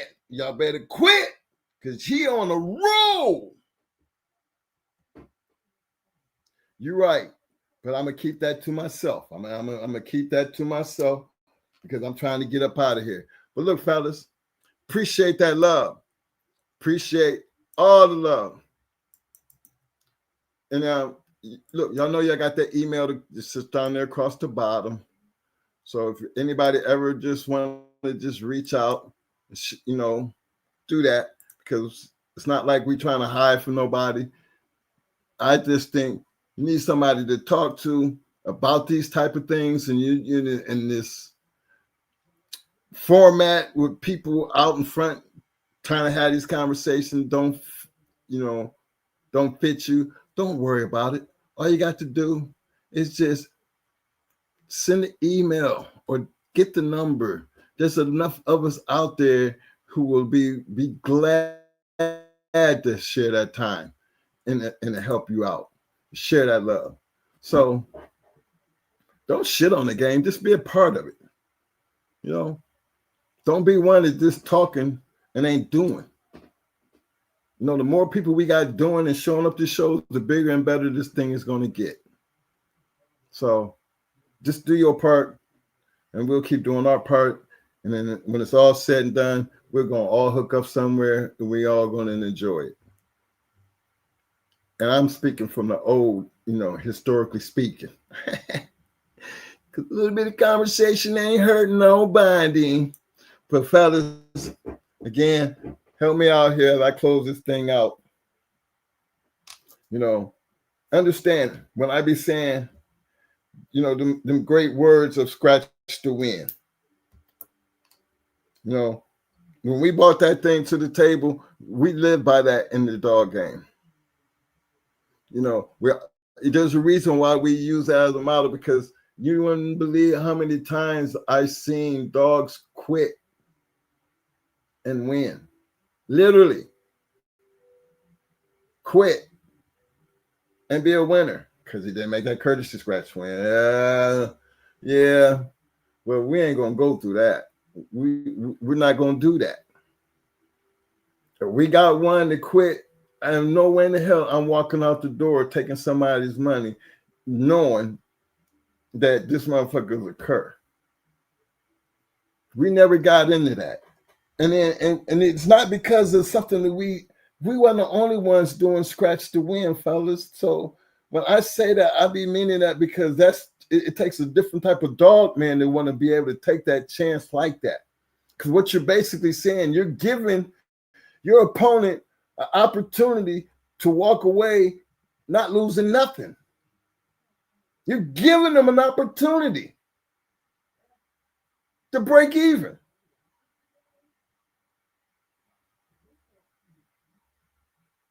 Most guys be one, once that dog quit, they grabbing up their shit and walking out the door with it. Remember, the courtesy scratch is what it is. It was just a courtesy. They didn't have to give it to you. And look how many people over the years in the history of this game that took that chance and tried to courtesy scratch and the dog didn't move. And snatch their shit up and they snatching their shit up, walking out the door with that cur and your money. Yeah, and don't feel bad about it at all. At all. No, we didn't play that. And it wasn't meant for what the other guy was. I mean, that was meant for us. Strictly meant for us. There is no way that we're going to be out here walking out the door, winning that way. We didn't want to win that way. I didn't want to hear nobody arguing about courtesy scratching, just to see him scratch. Remember, all that was entertainment. No, make that shit for the money. How about that? Y'all want to see some shit? Make it for the money. That's why I play so hard when it comes to scratch to win. And I play that hard even now, like telling you guys, regardless of how bad things is, regardless of what ladder you're trying to climb, whatever you're trying to do with these dogs, just be good at what you do. Try to be the best at what you do and how you doing. Try to learn as much as you possibly can to make you a better dog man. Because you never stop learning in this game. But the one thing that you're supposed to be doing off the first thing you're supposed to be doing off the motherfucking jump, you learn this quickly. You better always scratch to win. And I'm out of here till Tuesday.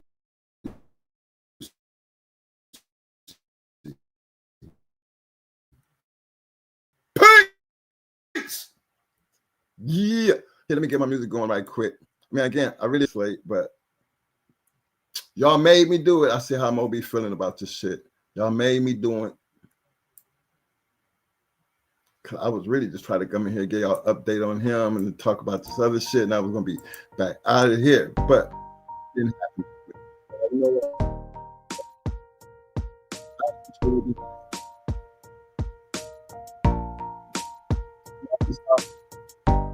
My comments right quick and see what my people's just doing. Okay, let me hide this. Yeah, hold on. Who's that up there? Hit that love, have it.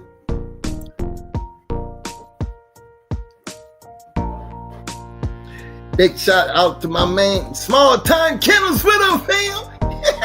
Yeah. What's up up there? And who else I got down here? Harvey 360. Scratch the win, baby. I see you. So for King. Love, fam.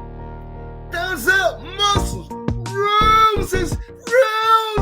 We need them goddamn roses. Come on, man.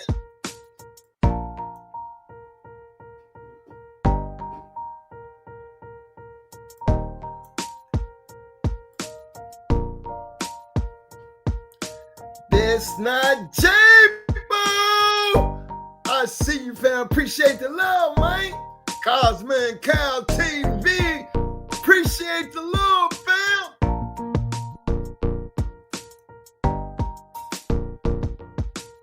Big shout out to my big brother out there, my little brother. I call him my big brother because he over there hanging out with the big boys in there, but he's still my little brother. My man, welcome down. What up, fam? Big shout out to my main man, Happy 360 showing the love. Yo, Johnny Rocket 9209 representing. I see you. Fam. Yeah. Ben, what up, fam? Big shout out, much love to my man J-Rock coming through with a 10-piece. As always, I see you, fam.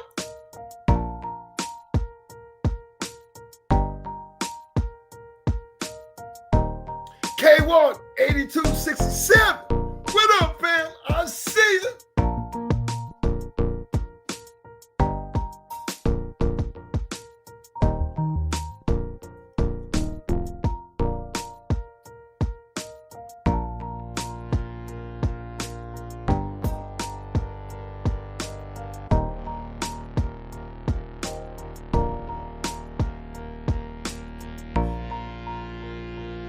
Big shout out to my mains and them straight face in the hills. What up, man? That like button, baby.